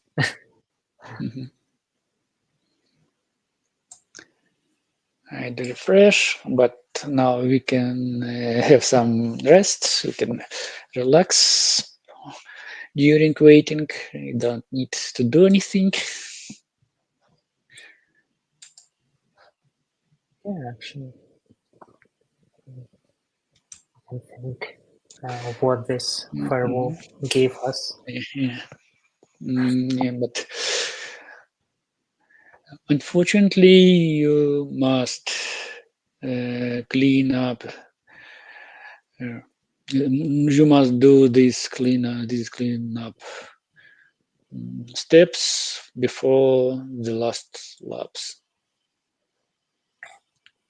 Yeah, and I want to stress this that if you pass this workshop with your personal account, then these steps are just a real must because resources I used in this lab are not free and they will cost. Okay, we can see the firewall has been deleted, and we can go to CloudFormation stack and delete our stack. I have my tab opened and click delete.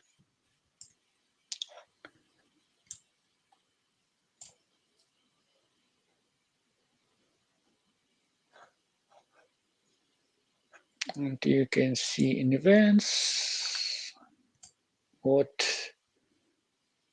is happening during deleting.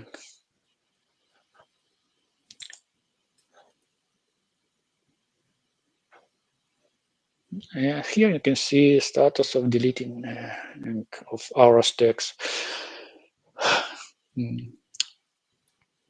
Unfortunately, we have to wait again, but it have to. Cleaning process is not very straightforward always. Sometimes it makes some problems.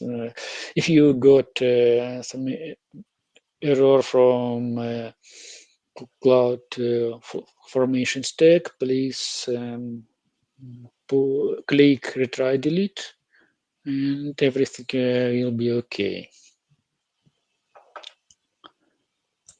Hopefully, but if not, please take a look at the whipsys. The only thing that you will need for the third task is to delete the whipsy itself.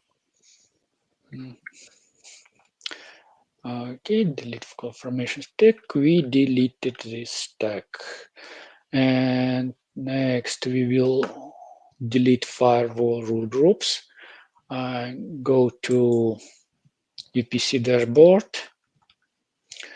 Go to firewall rule groups. We have to delete this one as these ones as well because they can interfere us with next lab.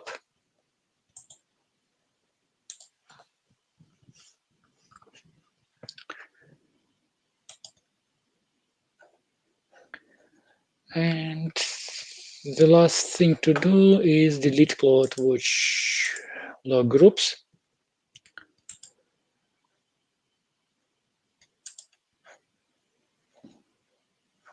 And action delete log groups.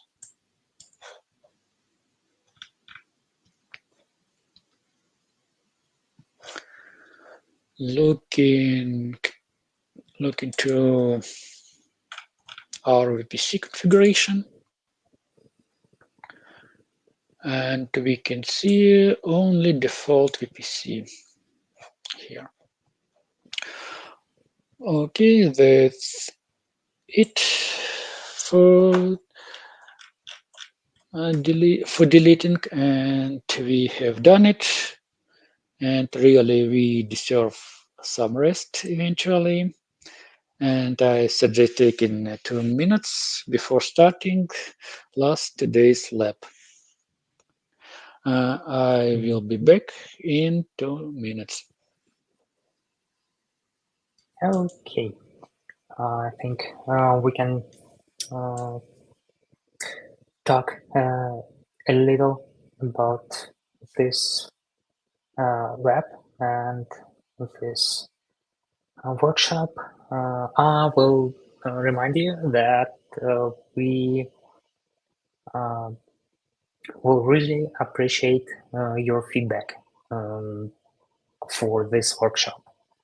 We want to make workshops better, so every feedback we read and try to somehow fix anything that went wrong. And let me actually recap what was done in the second lab. So basically, we had in the first lab we had web server with public IP, and we routed the traffic from and to web server through our firewall. In the second lab, we added additional encapsulation. So our web server was inaccessible, from outside without any public IPs, and could be only reached through our network load balancer. So it was said the NAT gateway was added, and also all the communication between web server and world was routed through firewalls. So basically, we added one more layer of security, probably encapsulation of our web server. And probably you have any questions? Chat.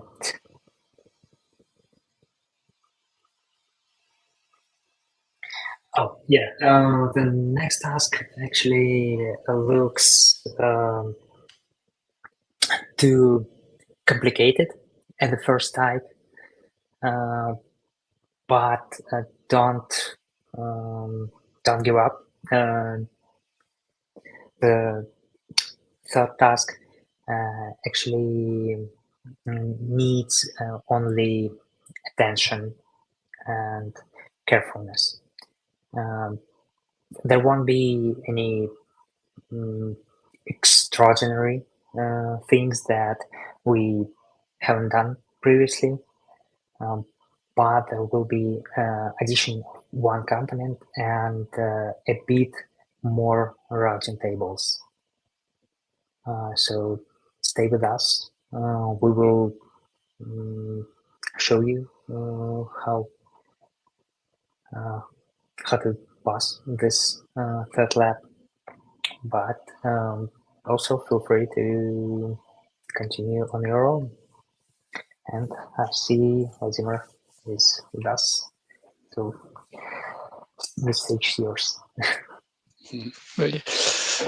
Yes, thank you, everyone, and let's start lab 3.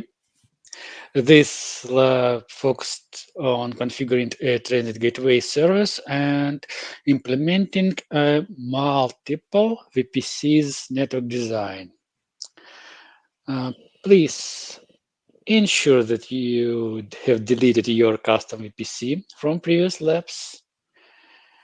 You may face restriction of 5 VPCs per region in your account. And of course, this is a soft limit, and you can ask AWS to extend it, but we will not wait for you. And going next. Let's duplicate the network diagram in new tab to refer it during our steps.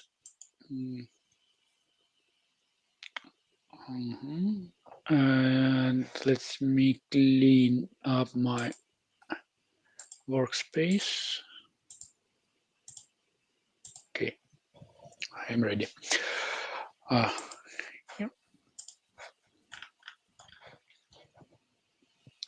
And let's move to practice.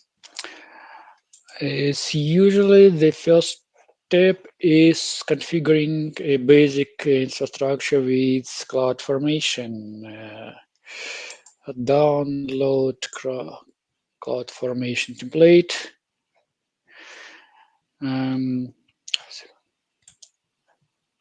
Go to AWS console, create stack, upload template file, choose file, select lab 3, open, go next, copy paste stack name,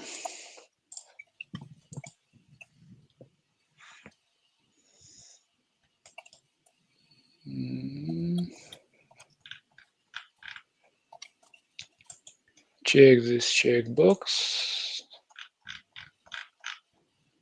and click submit.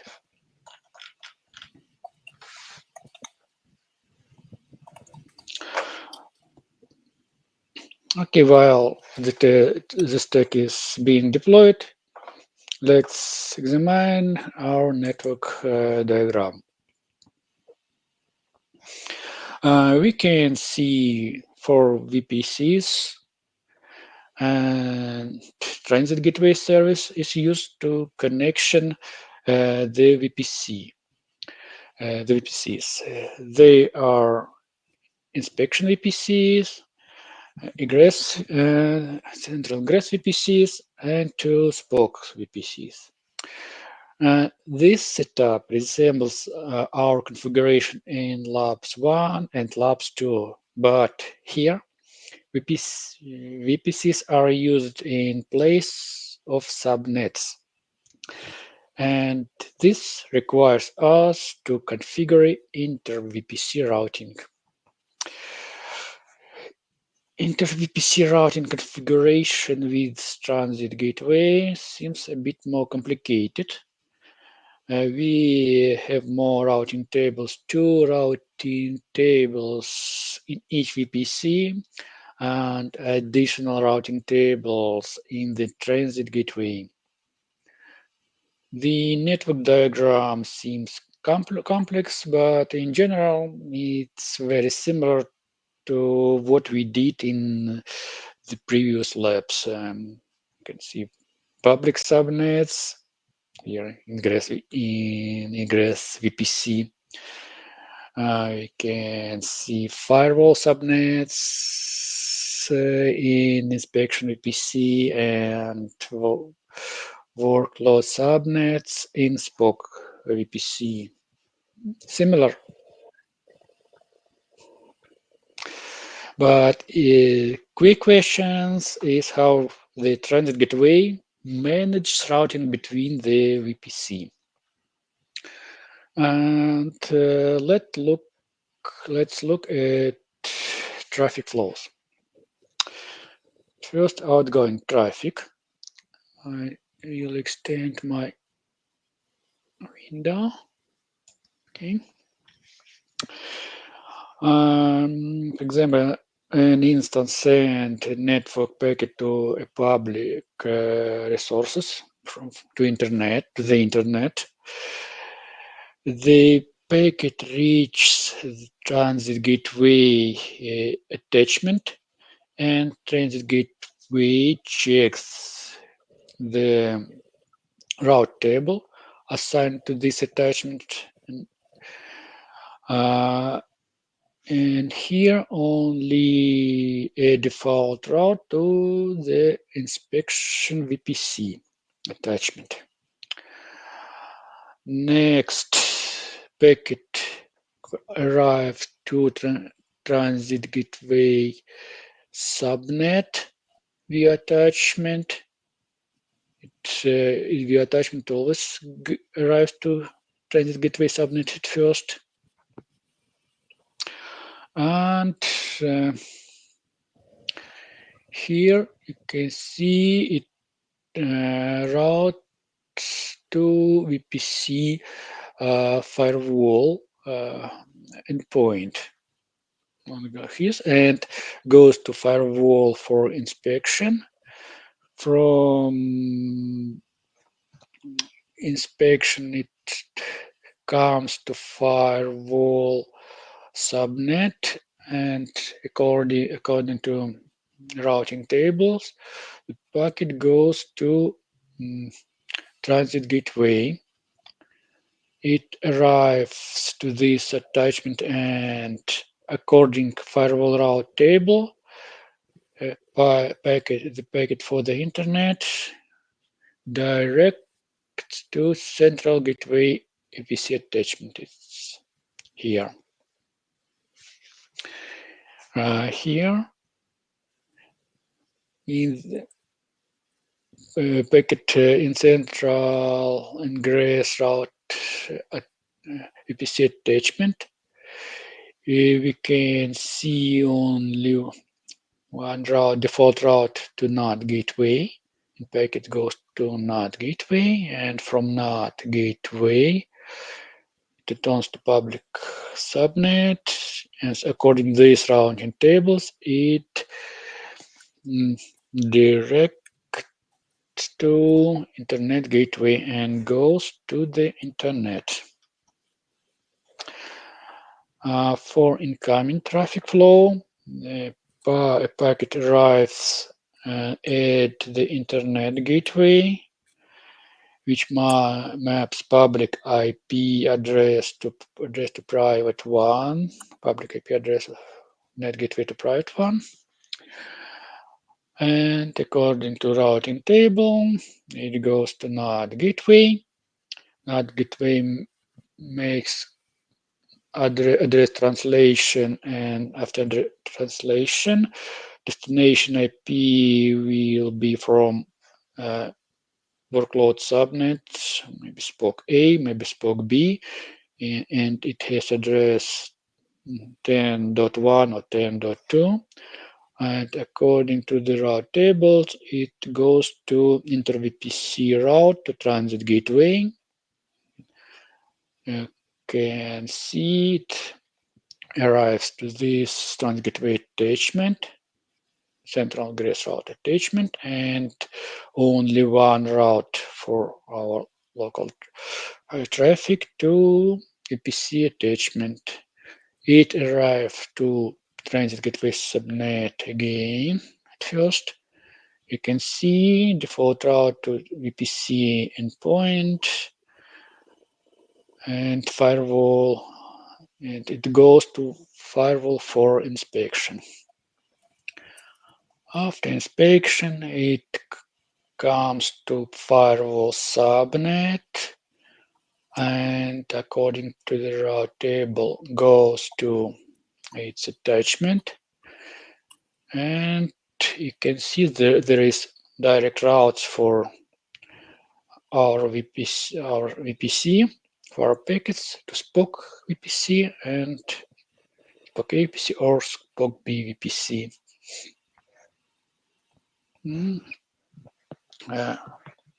Actually, not very difficult.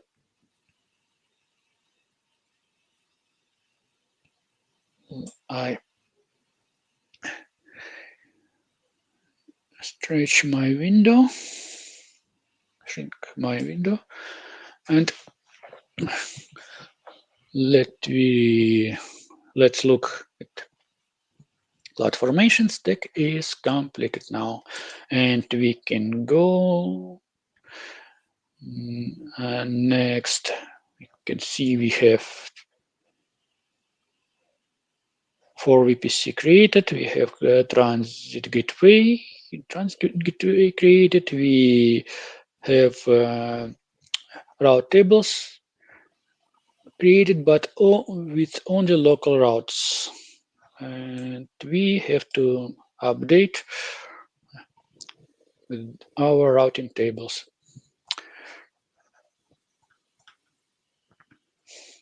And go to VPC dashboard. I will do that in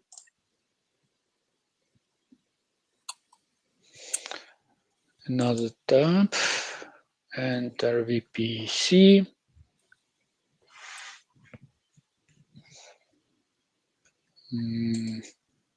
Look through route table. I sort them. Okay, let's start with Central Grass Transit Gateway route table. It is this one. You can see we have to add 2 routes. One inter VPC, our route to Transit Gateway, and the second default route to NAT Gateway.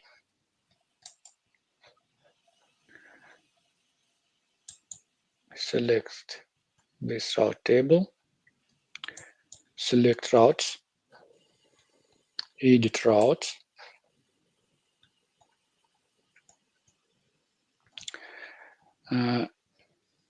At first, we will configure inter VPC route.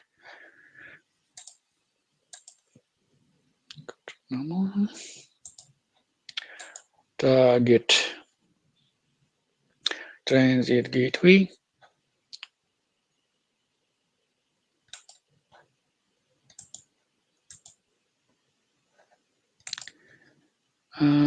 Next route, we will configure default route to Internet Gateway.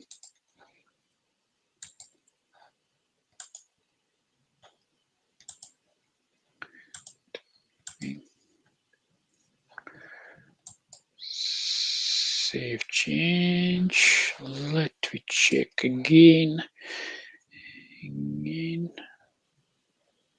Then Transit Gateway. Default route to NAT ID. Okay. Go next.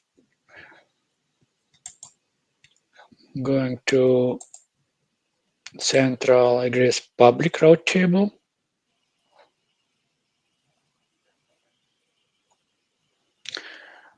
And here we have to configure transit gateway for inter-VPC routing and default route to internet gateway. Routes, edit routes, add route, destination.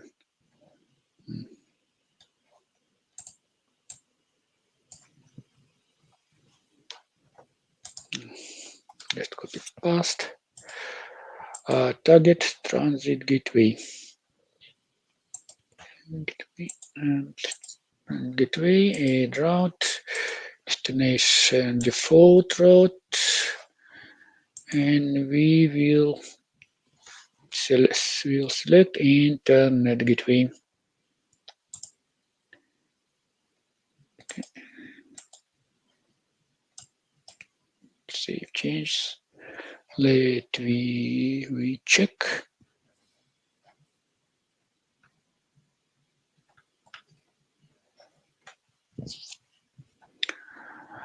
This route table,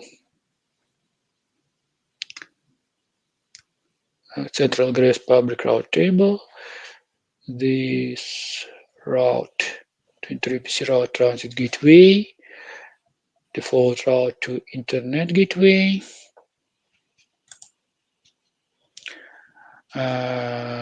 Going to previous route table,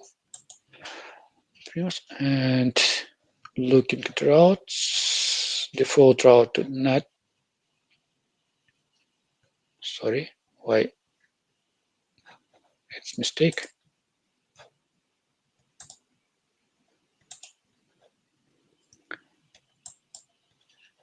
I will replace with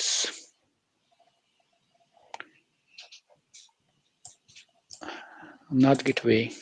Save change. Let me check these route tables. Grace transit gateway route table. Default route NAT ID.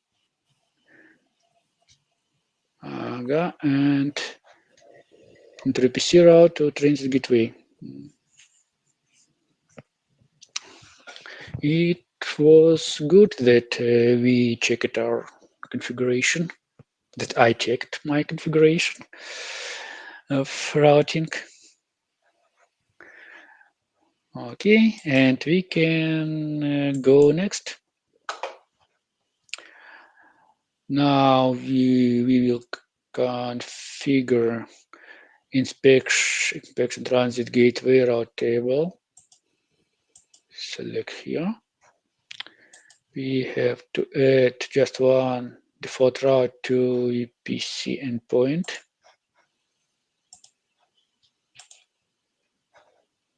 Route. Default route target to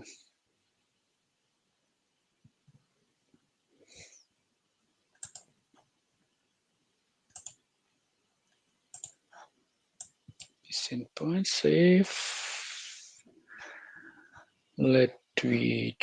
Let's check and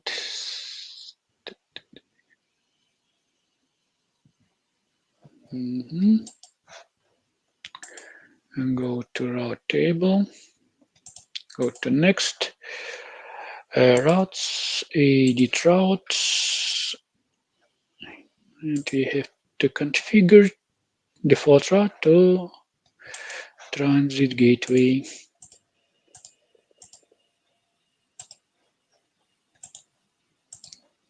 Save.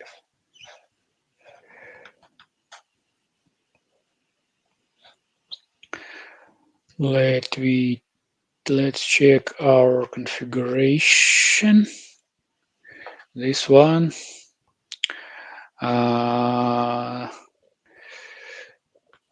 For default route to transit gateway. At next route table. It's inspection route tables. It default route to VPC endpoint. Looks good. And next we will configure Spoke VPC. Go to route tables. We have Spoke VPC, Spoke A and Spoke B route table. Select Spoke A route tables routes. Now you can look here. And we should configure default route to Transit Gateway.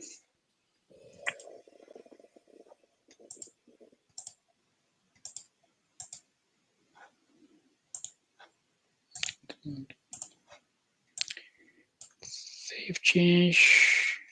Do the same for Spoke B. Routes, edit routes, add routes, default routes, and select the Transit Gateway. Okay, save changes. Let me check. Target Transit Gateway, Spoke B, and Spoke A, tails routes, target Transit Gateway as well. Okay. We have configured route tables for our subnets. Finally, let's configure the routing for the transit gateway. Setting up the routing table for the transit gateway involves a slightly different approach. It uses transit gateway attachment as a target. And let's go to the transit gateway routing tables. We have to scroll down in VPC dashboard. It's VPC dashboard, scroll down, and you can find transit gateway route tables. I click here and I can see there are 3 route tables have been created for us by CloudFormation stack.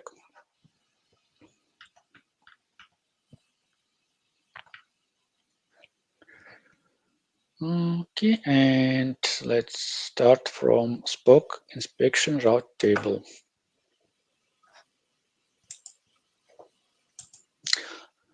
Let's look.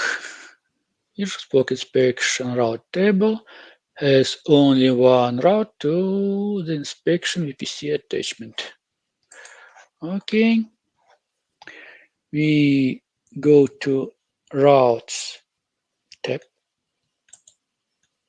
and here we have to click create static route, and here I select default route and be careful about attachment. You have to attach to inspection VPC attachment.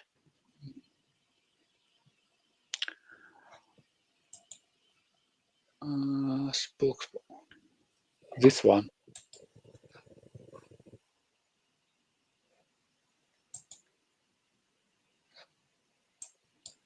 Click create static route. And go next.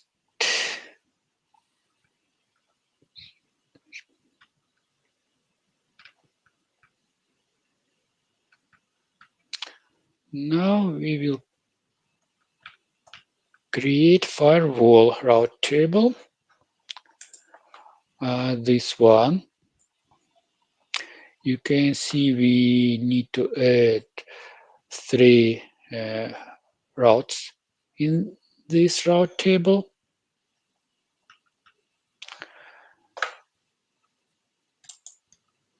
I go to firewall route table. At first, I will add default route. Let me look here. Default route to central egress VPC attachment.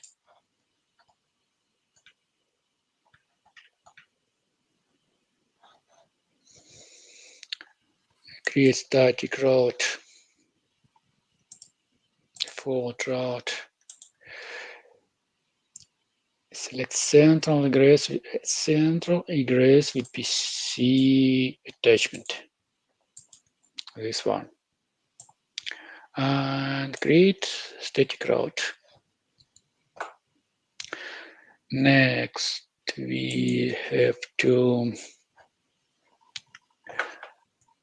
add 2 more VPC attachments, but look, the destination of Spock VPCs are CIDR of these directly attached VPCs, and the Transit Gateway has already known about them from the attachments and can learn their routes from its attachment. And this way, we will propagate these routes to our routing tables. And we select propagation tab, create propagation, select VPC Spock A propagation, create propagation. Next, we go again to the firewall route table, propagation, do the same for Spock B.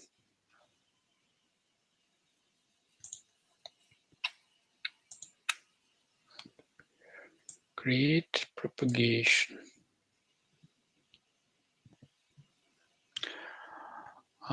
Let's look routes, and here you can see there's 3 routes have been propagated into our route tables. Let's go next.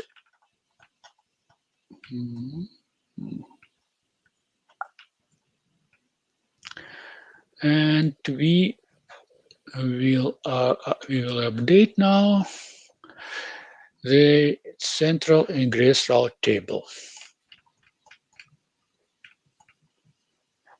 Central ingress route table.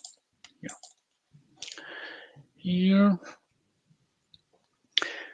we need to create a static route to enter our inter-VPC CIDR.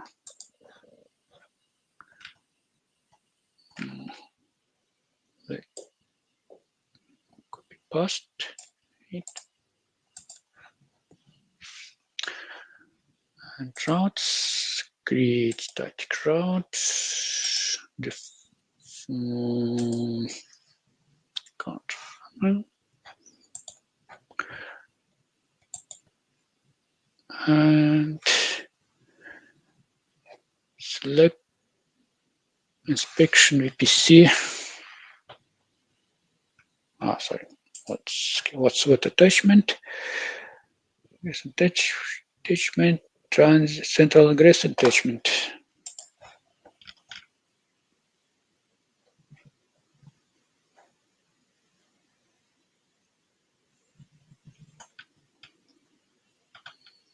Central egress route table. Inspection VPC attachment. Sorry. Route inspection VPC attachment. Yes. Please select this route. Create static route. Okay, next, don't forget to associate our route tables.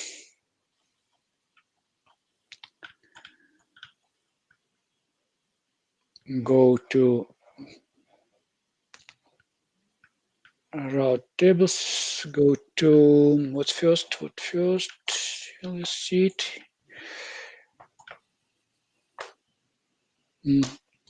Firewall route table. Go to firewall route table.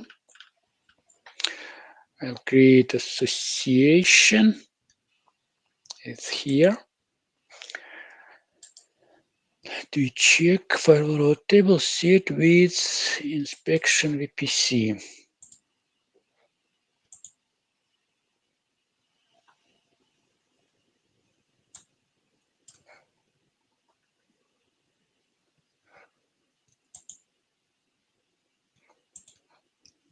Create association. Go next. Let's see spoke inspection route table. Go to association. Create association.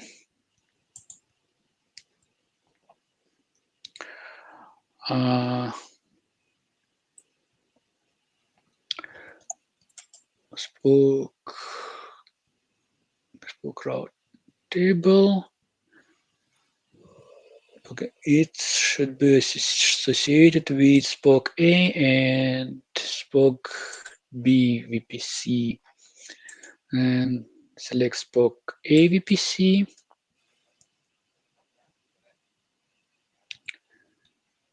Create association and spoke inspection route table. Association, create association.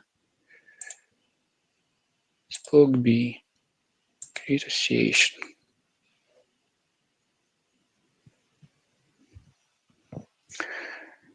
And the last association is central egress route table, association, create association, central egress route table, central egress association.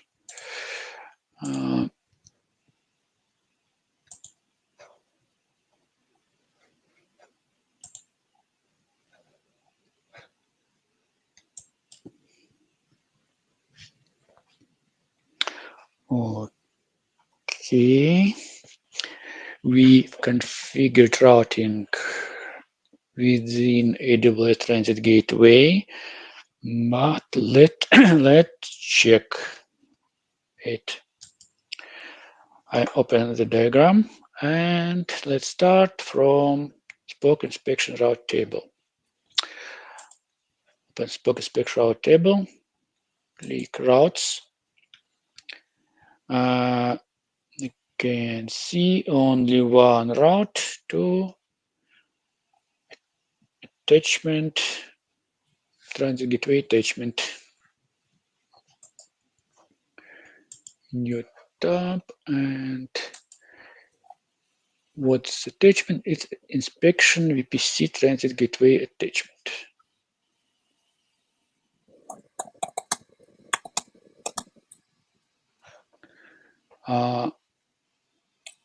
Looks good. Then let's look at attachments, associations. It's associated with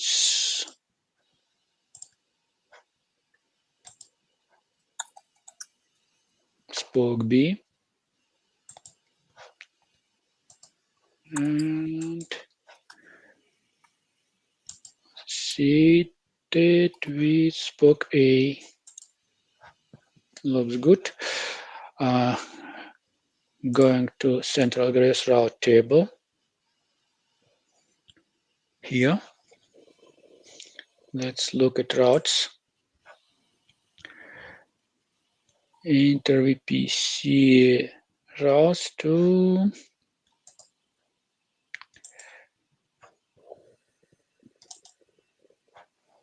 the inspection VPC attachment. Yes, It's good.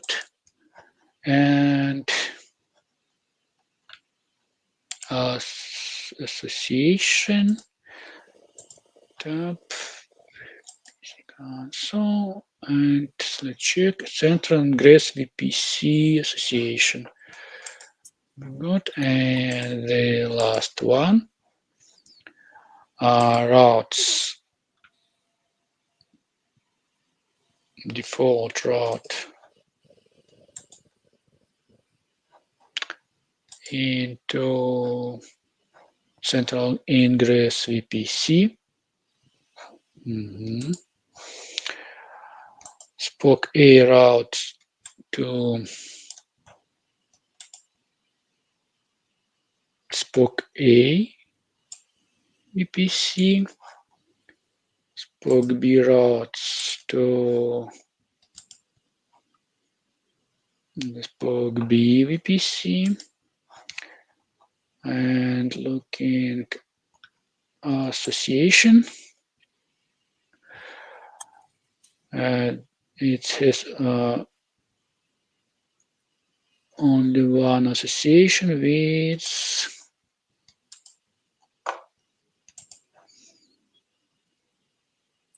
inspection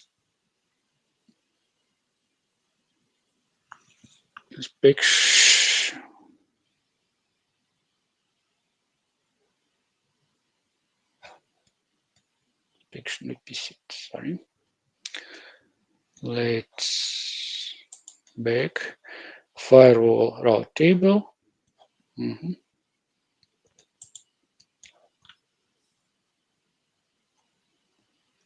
No. Yes, okay, it's okay. You look at firewall route table associated with inspection PC. Everything is okay. And okay, let's test. Going to EC2 instance, we will use CMP traffic for test. Get tab. Go to EC2. Go to EC2. Instance running. First, let's check Spoke B instance and copy its IP address.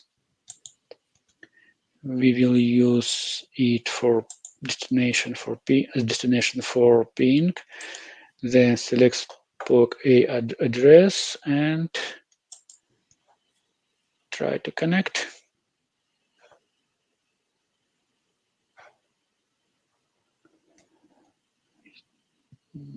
It may take some time for connection. For SIM agent, you can try to reboot this instance.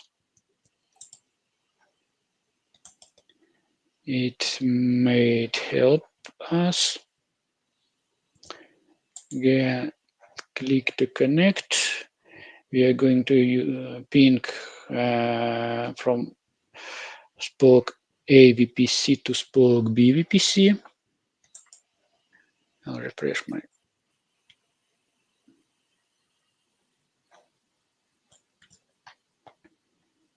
Not online.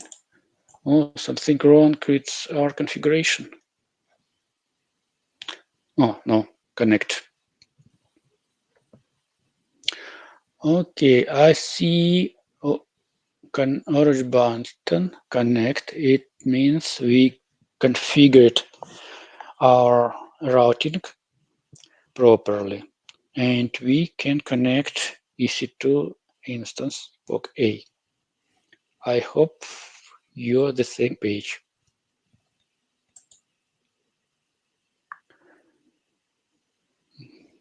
Click connect.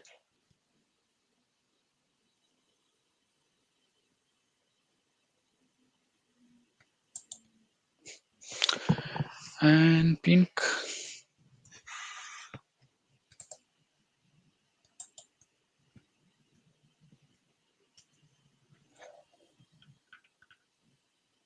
Okay, great. Let's check. Ping somewhere internet. Something from the internet.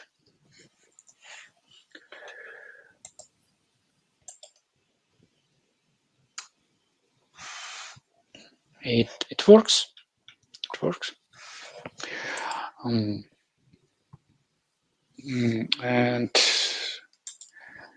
as you can see, the transit gateway maps routing between all the Spoke VPCs and between Spoke VPCs and internet in the internet. If you need to restrict routing between VPCs, between Spoke VPCs, you can use black hole route strategy for the CADR, which you want to block. And we look at network diagram, and let's look at the traffic flow again and how the traffic goes between VPCs. If instance send packet to transit to instance from VP Spoke B, send packet to the instance from to an instance from Spoke B, it send packet with destination IP address Spoke B. It goes to Spoke inspection route table. If you can see default route, direct it to transit gateway subnets. It direct it to firewall with firewall endpoint, and from after inspection, traffic returns. The packet returns firewall subnets and goes to firewall tables and then goes to Spoke VPC-B. What I mean is the traffic between Spoke VPCs goes through the firewall inspection, and we should see that in our firewall log.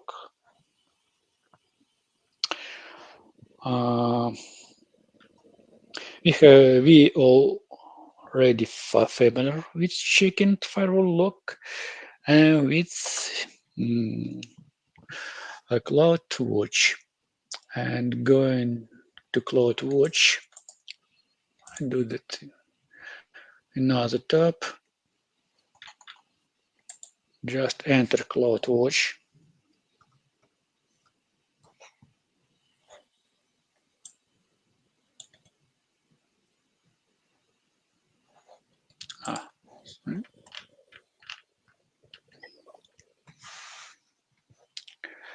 Log groups.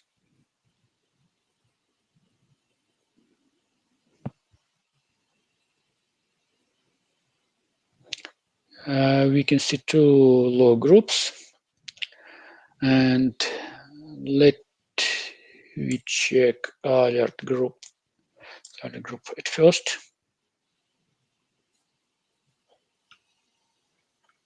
Log stream.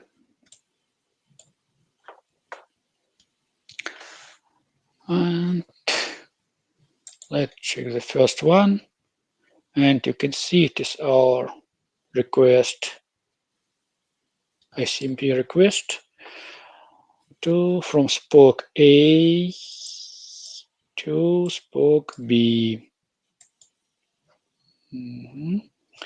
And next, you can see ICMP request from Spoke A to AWS public IP address.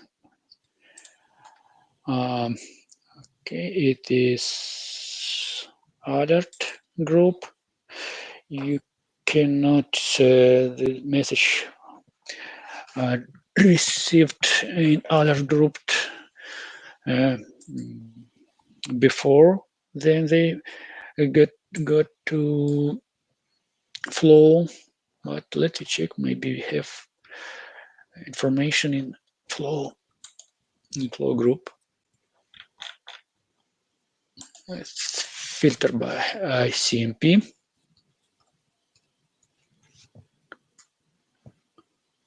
Yes, we have already had some events, and we can see flow ICMP packet from spoke A.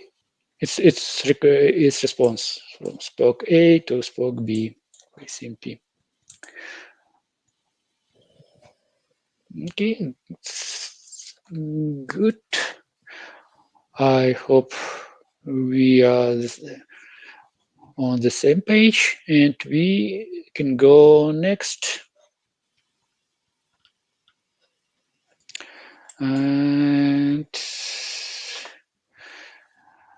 all routes are configured. All traffic is being inspected by the firewall, and firewall traffic is being logged for monitoring. And congratulations, we have completed the preparation work required for the main goal of this lab. It's configuring a firewall policy for inter-VPCs design. And we are going to the main part of our lab. And let's create and approach domain lists, rule groups. We're going to firewall. It is on VPC dashboard.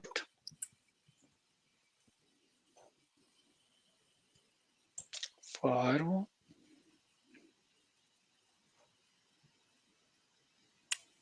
You can see the firewall was created by CloudFormation for us.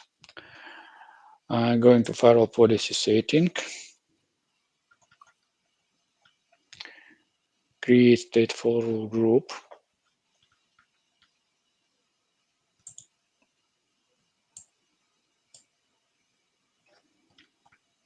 Just from a domain list.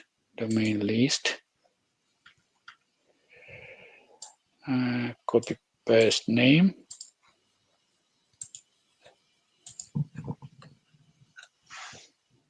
Capacity 100. And go next.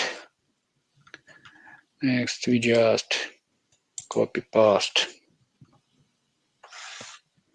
Domain, if you remember, leading dots means they include all subdomains. And next, there is some difference between configuration these rule groups for firewall or for one single VPC and for inter VPCs design. Because by default, domain list injection will only filter traffic from VPC range of the VPC where the network firewall is deployed. It is only this VPC. And for inter-VPC design, we have to add custom CADI range to extend firewall inspection on our spoke CADRs. Okay.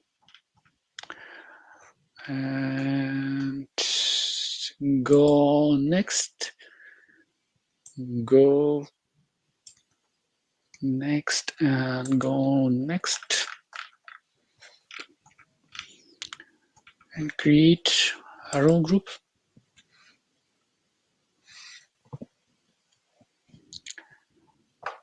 And let's check. Going to instance. Going to the session and try to access the approved domain.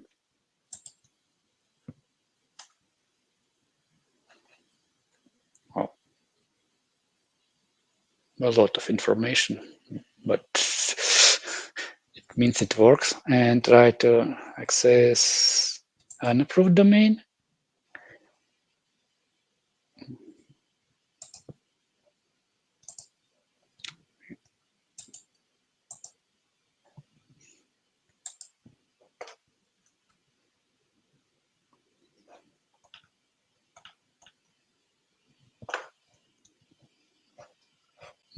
It doesn't work.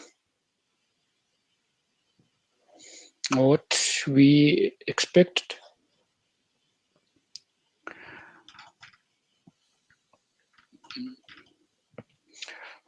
And the last thing, what we need to do is to check it in our cloud, which logs. We will try to find alert log for this of our message. I will try to filter this message by blocked filter.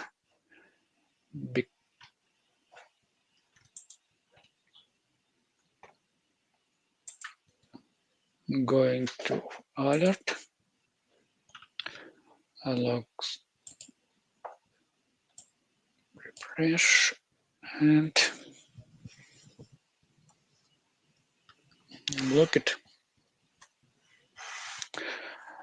No events found. We need to wait for some time. Please don't use this string for filter, because in the last version of firewall, this for our configuration, this string will be something like that, different. TLS instead of HTTP. Let me load. Yeah, it's actually because we're going to HTTPS in Google. If we try to curl HTTP in Google, then it will be really not matching any HTTP or list KDNs. But now, yes. Okay, so pay attention. For my case, my log record was delivered to the new stream. Maybe in your case will be the same. You go to the stream, blocked.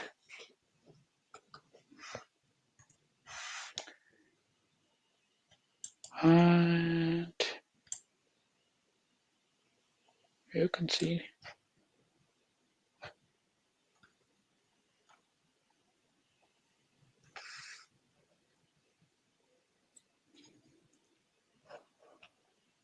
okay, and that's it for the labs 3. And what we have to do is clean up the lab 3. You just have to go to CloudFormation, select our stack, and click delete. So the workshop is now completed. In this workshop, we learned how to create and manage AWS Network Firewall, and configure the routing needed to successfully set up different deployment models, including multi-VPCs design. Thank you very much for your participation and your patience. We hope you found this workshop interesting and useful. Yeah, thank you all for watching. Please leave us a feedback if you can. It is available by the QR code on your screen and also in the pinned message in the chat. So we will really appreciate your feedback. Let me post link one more time. And also I want to say that this workshop couldn't be possible without AWS Running Scope School and EPAM. Thank you. Thanks Zen for this opportunity. And once again, thanks to you, Vladimir, for leading this workshop. And thanks to everyone who watched this. Bye. Bye. Bye.